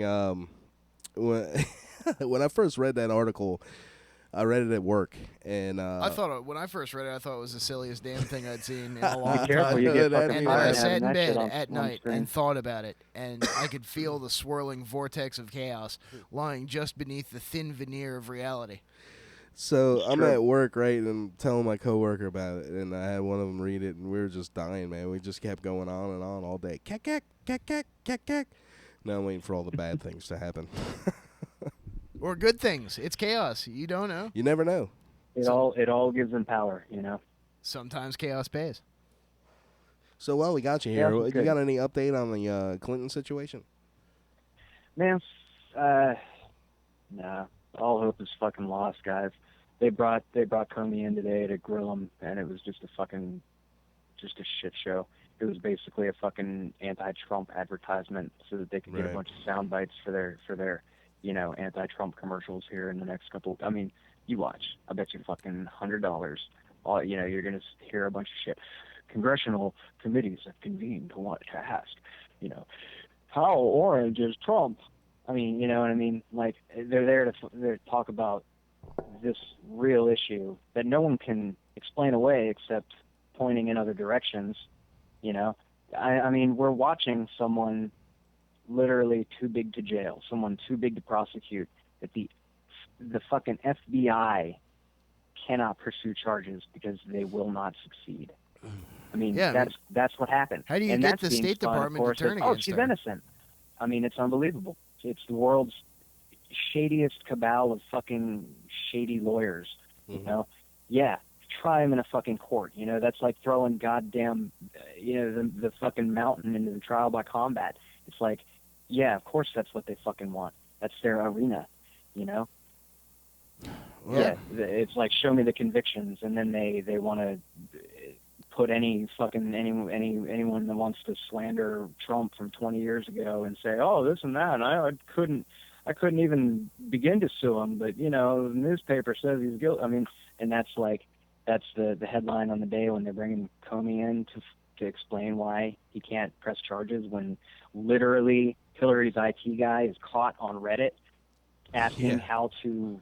I mean, did you guys cover that last week? No, we I didn't. missed We it didn't. last- No, Oh, go ahead, geez, fill what us a in, fucking man. shit show. What an absolute shit show. I mean, intent. Do I need to spell it? Fucking Jesus Christ! It's right. It's all right there. It's unbelievable. The only reason why people don't know about it is because it's not on the fucking Daily Show. Well, So, they're that's not what talking happens about when it on, six. you know what I mean? When six monolithic entities preside all of the over all the public American media. Pretty That's much. true. It's true. I mean, you get You're under their watching. wing. Apparently, Savage started questioning Hillary's health, and he got fucking taken off like half his syndication, like overnight. Savage? As soon as he started. Michael Savage. Really? I Well, he didn't haven't get taken off verified in this that. I area heard, because we were listening to him on the way in. Yeah. Well, well, kind of. Well, he might But it still was be. on radio. I don't know. I figure it was probably Clear Channel, that might have dropped him. Yeah. But I heard he lost a lot of people as soon as he. Although I think he's a brought that spook up. too, because according to popular myth, he used to go skinny dipping with Allen Ginsberg. Yeah, he's such a Trump. Oh yeah, shill, that too, guy's man. shady as hell. I'm just saying Yeah. it's interesting. You see all these people going down as soon as they, begin Say to anything about barely Clinton question machine. Yeah. Clinton's health. Did you watch the debate? Yeah. You did? I didn't. I just didn't watched, watch it either. I just- caught up on Mr. Robot. I watched it play out on Facebook. Man, the what are your most thoughts? interesting part- What are your thoughts?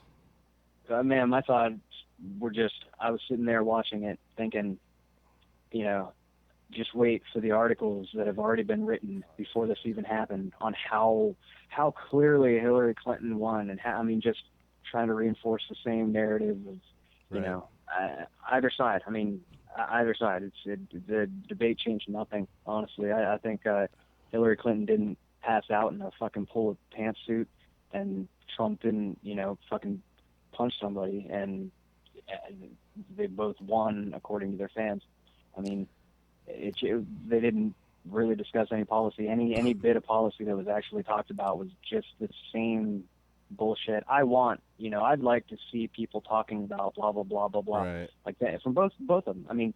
Trump named a couple numbers and Clinton named a couple of numbers, but it's all just nothing kind. They don't have any grand scheme plans or anything. No, their grand plan is to do what's Trump has some ideas. Their I'll grand be plan honest, is Trump would what change things quite a PNAC's bit. been talking about for 20 years.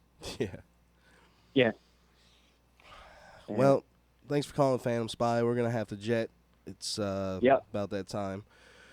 So, guys, if you enjoyed the show, you can hop on over to the Facebook page. Give us a like over there. You can stay up to date. It's Reality Brief at Facebook. You can get in touch with us anytime at the Gmail account, too. It's realitybrief@gmail.com.